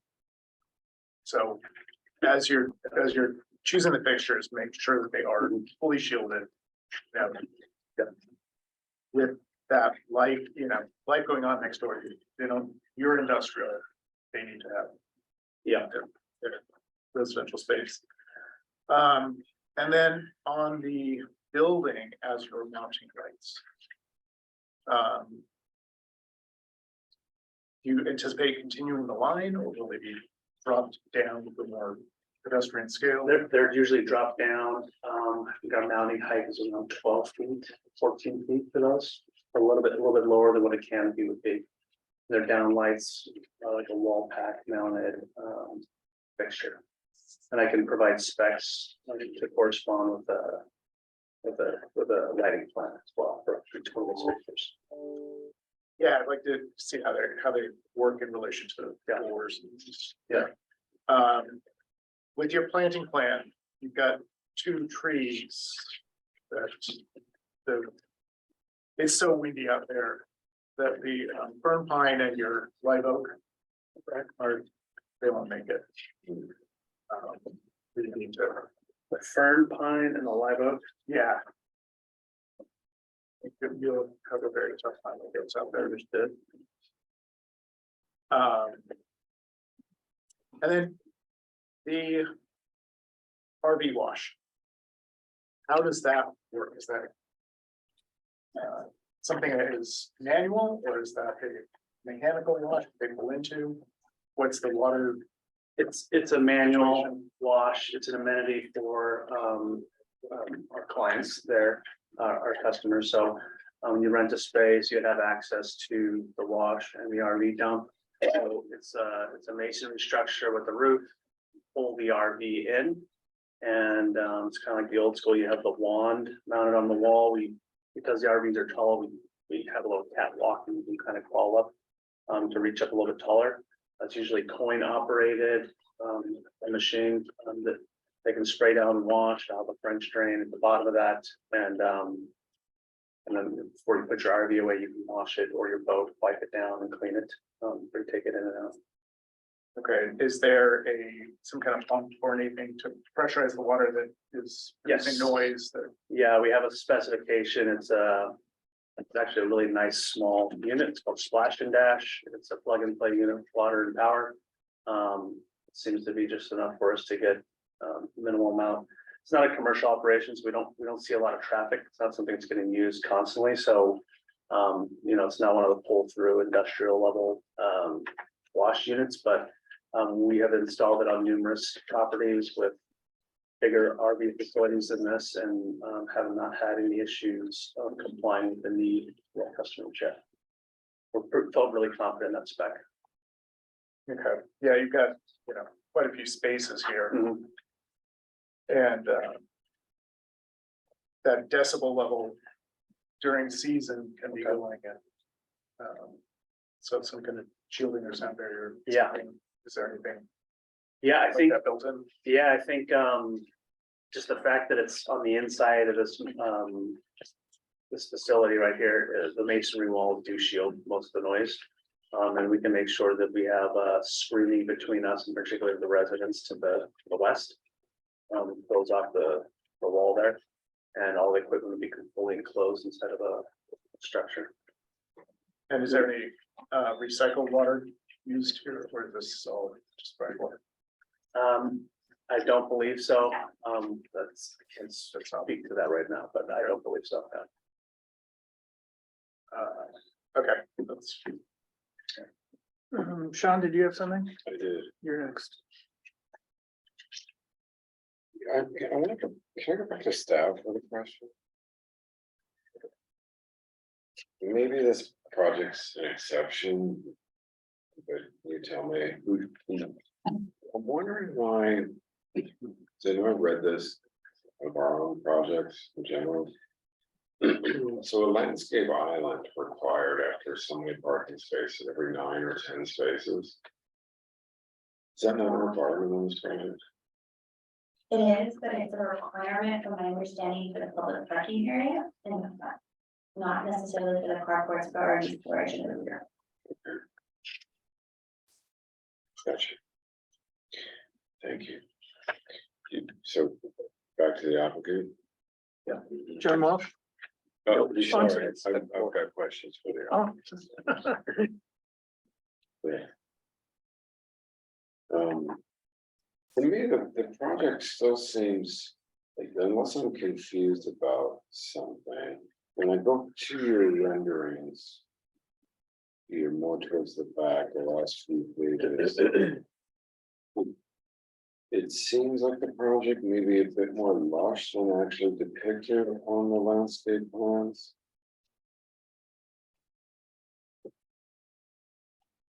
For instance, A905.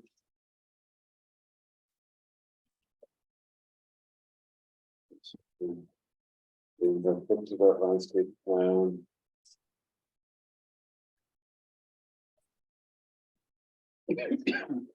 LS2. Let's flip that to LS0.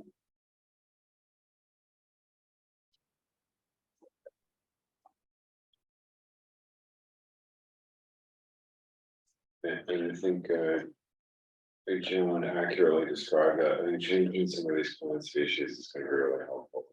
But I don't think would be very well. But yeah, I would disagree with the swan bells. If they get much of a caliber out here. Okay. Because they just don't get the girthy, gnarly trunk that a true olive would get. I'm not suggesting you get a true olive unless you really want one. I wouldn't mind, but not pushing you in that direction. So, anyway, back to the original question was, I don't know that that's what you're showing here and calling out is really going to produce this effect. I'd love to see that, but I'm just questioning whether that's truly the effect you're getting based on what I'm seeing here. on the landscape. And then as I look to the rear of the property, it looks like very little planting in the rear. Don't you think a lot of people will come in off of Radio Road and it looks very minimally planted? We don't expect any traffic coming in off of Radio, we only have an exit. Okay, So it's exit only for, particularly for the RVs. I suppose a car truck could exit on that side as well. But given the circulation of the site, we definitely want to front load everything, circulate through, and that's just for ease of a large RV being able to have a pull through type exit instead of circumnavigating the site. But we will not be able to enter the site from Radio. But that being said, I mean, still bolstering up some of the landscapes not out of the question for us. agreed. I still think in terms of attractiveness from neighbors and things like that, passers by, I think like those two inner islands, those two rear exits. Having some trees in there, which I currently don't know that I see any trees in there. I think getting trees in those islands looks like there's an opportunity for that. Which island are you talking about? Yeah, so maybe I only see one rear exit. Yeah, just, yep, that's the There. one. Yep. These two larger masses right here. Looks Okay. like an opportunity for a large tree in each one of those. Okay. I guess what I'm saying here is there opportunity for potentially larger trees in these areas in the frontage of the building, something taller? And then the other comment I had was, in addition to larger trees, is there opportunity for not just larger trees, larger species, but maybe even smaller trees next to them and around them? So maybe medium-sized, smaller trees, larger trees right next to them, couple that a bit more jungle-like in there. Yeah. Could even be medium-sized shrubs too, like yucca, things like that, because I didn't see much of that called out. It went right from trees to kind of. Yeah, so let's make sure we hit that other scale, right? So we have the road, the shrub, the mid-size and the tree, and then we have that anchor building in the back, but really layer that sight line as you come off of the street. I got it. Yeah, You can do that. yeah. Medium height planting. And then back to your plant schedule. Oh, look, a lot of that 5-gallon material, I think is gonna not survive pretty quickly out there. I might ask you to beef some of that stuff up, and I wouldn't even mind you reducing the quantity on some of that stuff by like an acceptable percentage if you beefed up the size of that. If a lot of those became 15 gallons.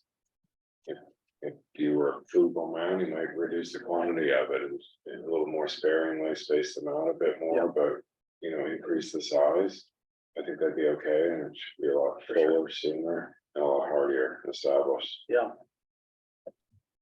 Mhm. Understood. Yeah. I think that's all I have. That's it, Sean? I think so. I was starting to question the color, like the blues and things like that. But then, because I was wondering, but then it felt like the blues were starting to grow on me. Weren't feeling all Mhm. that's it. You too? Not so beige in this town, yeah. John? Thank you, Mr. Chairman. I'm looking at A902 and A903, the renderings. And I see what you're attempting to get some interest going in the elevation and some articulation of scale. Was there an evolutionary process to that? Was it something before it is what I see now? I'll speak. Storage is a challenging prototype to work with. I'll start with that. Yes, we always have a little bit of iteration to explore with this, given the scale of these buildings, the footprint and how the presence they have on a site. Breaking down a facade is often challenging. Glazing is not something that storage lends itself. Looking into building that's closed off, right? So we do try to use a lot of different tricks to bring the scale down and chunk the building into digestible pieces along and play with some of the facade elements. So, the glazing and then the solid and the translucent pieces And then you can see the wrapper trying to, anchor the building and give a little bit of hierarchy to what's happening. That's what we're going for. Previous schemes did not have the wrapper piece and stuff. Is more of a flat facade. But given the desert climate, I know this is facing south. We do have a very high performing envelope, given that we don't have a big load inside, but I particularly am intrigued with like heavy shadow lines in the desert, and I think those scale building down particularly well against in the desert. So No, I appreciate that, and I don't want to get in the way of a good idea. But as I look at these, there are just a couple things that gnaw at me. One is, this is a straight dead facing south elevation. Yeah. And it's kind of a cooker, and you've got some serious heat gain going. So that's during the day. And then on A904, that's a wonderful dreamy elevation. And I'm just kind of wondering, when the lights go on in that hallway at night, this sort of ties into the lighting plan. How will this really look like this?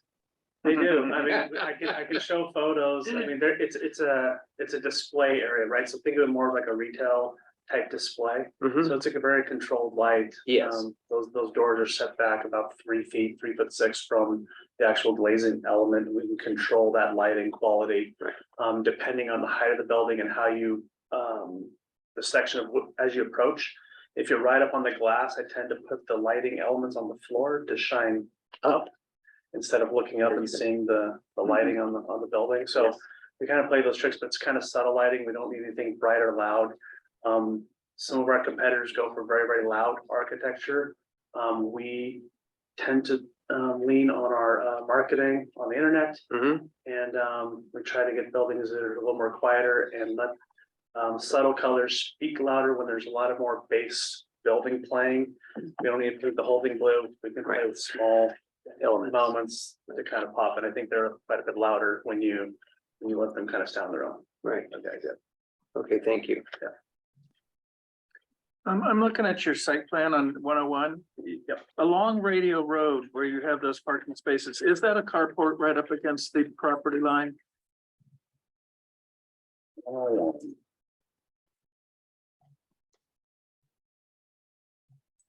It's parallel to Radio Road. Yes, we currently do have them.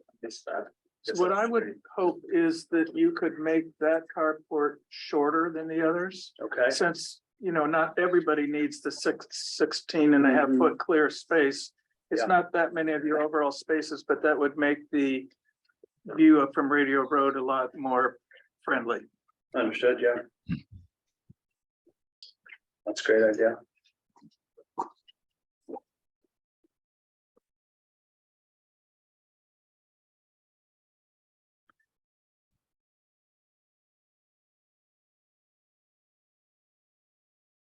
Other comments from the committee? Mr. Chairman, is it time for discussion, or are these still questions to Sure. the app? Yes. I just wanted to mention too, regarding the landscape, and agree with Mr. McCoy and Mr. Locklear, to review some of the plant species along Radio Road. It looks like they just have a straight row of creosote bushes, which we typically use. It's a desert native that would be more of a renaturalized plant. I think it could be more interesting to vary the species along there, and also add, as Member Locklear mentioned, some additional trees and make it less formal with that equal spacing of the canopy trees. The other plant material that is somewhat questionable is the Artemisia. It's hit or miss, and I think where they have the parking along the front, that they would want to also introduce some more permanent shrubs with that. And since that is more of a ground cover type material, that would help screen the cars, and even introduce some mounding or so forth in there as part of the city requirement to screen parking areas with those boulder groupings.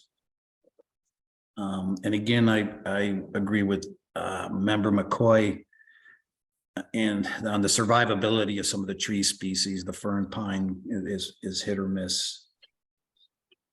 And that's all I have. Thank you. Thank you, Tom. Other comments?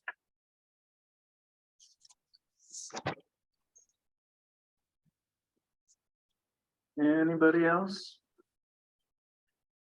I think in general, it's a very nice looking building. It takes what in so many cases is, like you say, a bright orange box and gives it a little character.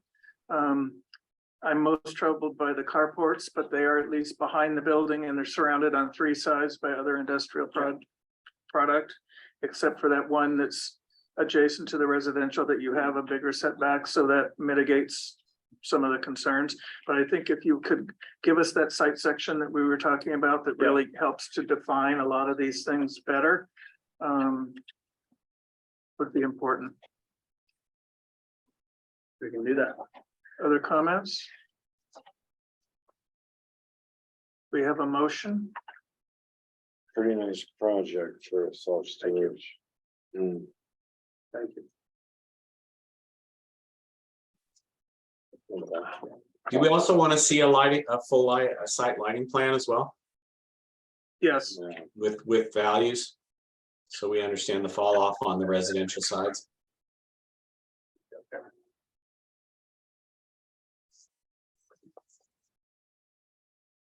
Okay, a motion. John Walsh. Mr. Chairman, I would move to approve with the conditions that were discussed today, planting plan improvements, site lighting section through the carports. And I think there was some material discussion in terms of roof color. What else did I miss? Or carport fascia. Carport fascia, thank you, yes. Thank you. May I ask, Member Walsh, do you want to approve it or do you want to continue it so we can see these items again? I would, I made a motion to approve. Okay. And these things would be handled both with staff. Okay. Do we have a second to that? I'll second. Dan got there first, seconded by Dan. All in favor? Aye. Aye. Any opposed? Great, thank you. It'll be a nice addition to that part of town. Thank you. I agree. Okay, that concludes our agenda. Do we have any committee member comments? I have a quick comment. Everything in Palm Springs is getting painted white. And it's these projects that were approved a number of years ago, and now they're coming in and they're white, white, white. I assume that they're supposed to submit revised colors, but nobody ever does. Especially down here on Talcott, it's Scott Shepherd's dental office is now white. But at night, you think you're in a car dealer, the lights are so bright and stark. How do we address that? How can that be controlled moving forward? Yeah, it's a good question, and it is an enforcement issue. So we're aware of a few instances that have been brought to our attention. In some instances, we're also dealing with it on buildings that are designated that are historic resources. So that obviously presents also a different issue. So typically we first attempt to work with the property owner directly. We reach out, we give them an opportunity to try to resolve it. If that fails, then we certainly have two available to us, we put enforcement through the levying of fines and violations, and it would require them to come in for a modification. Typically, something like that is often dealt with at the staff level, but ultimately we determine if it comes back or not. Case by I case. wonder if there's a way to work on it more proactively, where you kind of let the community know that buildings that had to have a color scheme approved have to have a new color scheme approved. So you kind of get out, because once they painted it white, it's a little too late to expect them to be able to repaint it. And expensive. Yeah, so if there's a way to control that at all, or kind of understand how it happens ahead of time, and that's a tough nut to crack. I don't have an idea to tell you how to do it, but Yeah, it's an interesting challenge because I think you know, at least in my experience, and I know I haven't been in California long, but you know, it's not typical in a lot of other jurisdictions. So particularly people who might be from out of town or corporations wouldn't even know that that is a rule or a requirement. And so it is kind of a PR exercise to get them to understand that's how we operate there. So have to do something. I think maybe the first one might be reaching out to all the management associations that the condominium associations use and just let them know that that's a rule here. And they're the ones that can then report back to the individual association boards and Yeah, things. some of them know that and they're pretty responsible and they've even approached us and say, hey, we want to do a repaint. Can you submit a study to us, you get approved? And Well, just like what you guys did for the landscape at 48 Barista. Barista was a good example. And the We did it with paint Yep. also. Mhm. And then others I know don't do anything. It is interesting. I can almost visualize a newscast. City of Palm Springs, watch out, folks. They're cracking down. No more white. Yeah. We're gonna start slapping fines on all you folks that. So watch your backs. There's a new sheriff in town by the name of Christopher Hadwin. Yep. So let's say that Palm Springs not so white. let's say that's the end of committee comments. Chris, do you have anything else for us? Not much, just a reminder that our February 21st meeting is canceled. I just heard that It conflicts. Glenn with the had city notified council. somebody in our office. What's that? Glenn told someone in our office that. Oh, yes. Yeah, we had a couple of things that we're tracking, but city council switched their meeting schedule around a little bit, so it presents a conflict for us. And also for the public, we want to make sure that they're not torn between two exciting meetings. So there's that, and then the other thing, and I don't have a lot of clarity on this yet, and it will require action by the city council, but I do understand that night that we are canceling our ARC meeting, they are considering rescinding the local emergency order that allows us to meet remotely. So I know we kind of addressed this at our last meeting. What I think that means is we will be officially back in person for our March 6th meeting. I believe that's the date of the March meeting. So it will require us all to be here in person, but we will still allow members of the public to participate in this way, and hopefully we'll have ironed out some of the kinks that we encountered tonight. And will you still have these packets available to us before the meeting if we want to come pick them up? Yes, so we're gonna talk about that. That's another update I can give you. So certainly the same way that we did for today, and we can try to have them ready, you know, by the end of day Thursday, which is I think what we have typically done in the past. Something else that we are working on, and this does require sort of going through the budgetary process for the next fiscal, but as I believe you all know, but I don't know if this conversation has happened with you before my time, but we are moving to an online application system called Energov that we are looking to roll out later in May. And as part of that, applicants will no longer be required to submit paper copies and large, you know, plans. And so the idea and the direction coming out of our sustainability committee and others is that we move to paperless agendas as well. And so I know that presents a challenge to you all and our planning commission who deal with large scale plans and the details. So something that we are working on is how we can address that issue through technology and resources that we may be able to provide. So we'll need an interim solution, and we'll need a solution if that doesn't make it through the budgetary process, but we'll have to figure that out together. So we're working on that and having conversations. I'd suggest you take a vacation that month and let somebody else. Yeah. I have a question too. Is the city re-looking at parklets yet? Because as I drive through town now, most of them are unused, especially Trios, Fusion 5, the giant one they built in front of Los Consuelos. Every single day, those things are empty and unused. And Trios especially is really hazardous because you can't see traffic when you pull out on that Morito beside it. It's really dangerous. So I'm just wondering, it's like, again, I know we kind of extended them and people can do them if they want. Now Revel's gone out of business as well, so their parklet is unused. So I'm just wondering if there's a sense that these things, again, knowing that we're rescinding COVID, that these things are gonna start going away? Excuse me. So the decision that was made by city council in the fall was to extend it through the end of this year. So that is what is officially on the books, end of 23. And there were some changes to the design guidelines around that that took effect. And so we had worked with each of the parklet permit holders to effectuate that. I think there's still a couple issues that we're working through. What's interesting is, you know, a lot of the people who have the permits were strongly advocating to have that ability through the end of 2023. So I'm a little surprised to hear some of them are going unused. I am aware, for example, that Revel is switching to a new business and that permit is being transferred to them. So I think the intention is, although it's not being used now, it will become used again. I can't speak to the others, Right. But that's kind of where we're at the moment. If there are specific safety issues, I know that we're working through those. I won't name anyone specifically that you've raised, but I know a couple of our parklet holders we are working with to address some of the safety issues that you're talking about. Right. But the idea is for the rest of the year. Okay.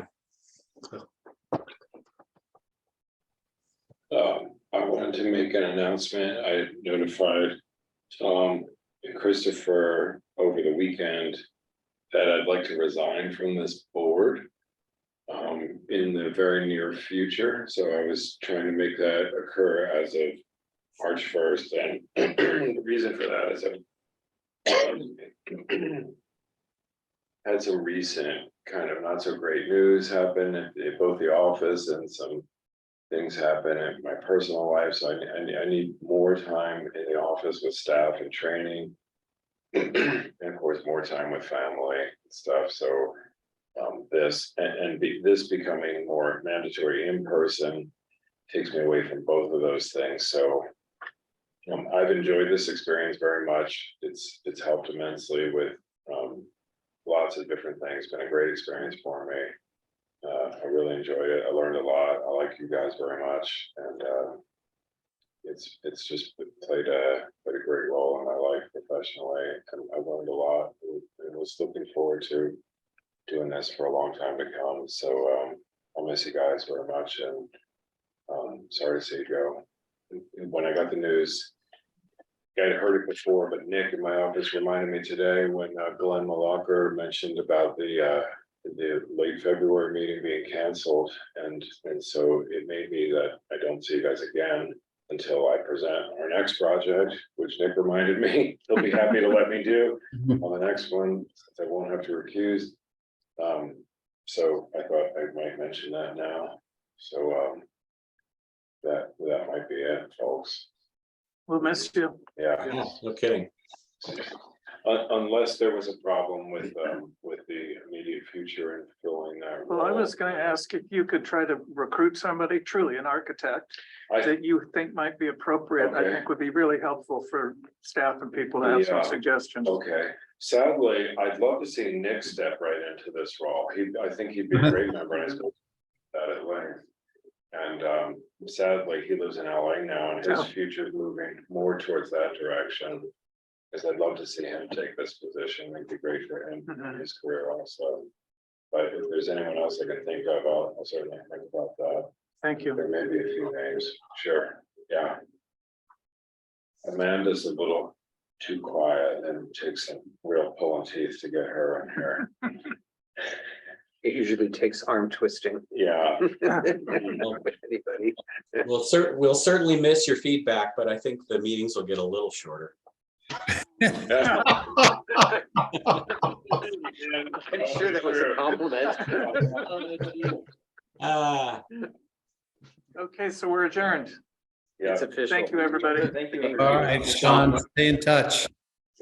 Yeah. will Take your do. name. Yeah, bye, Sean. Take care. Yeah, I'll use it on my own desk.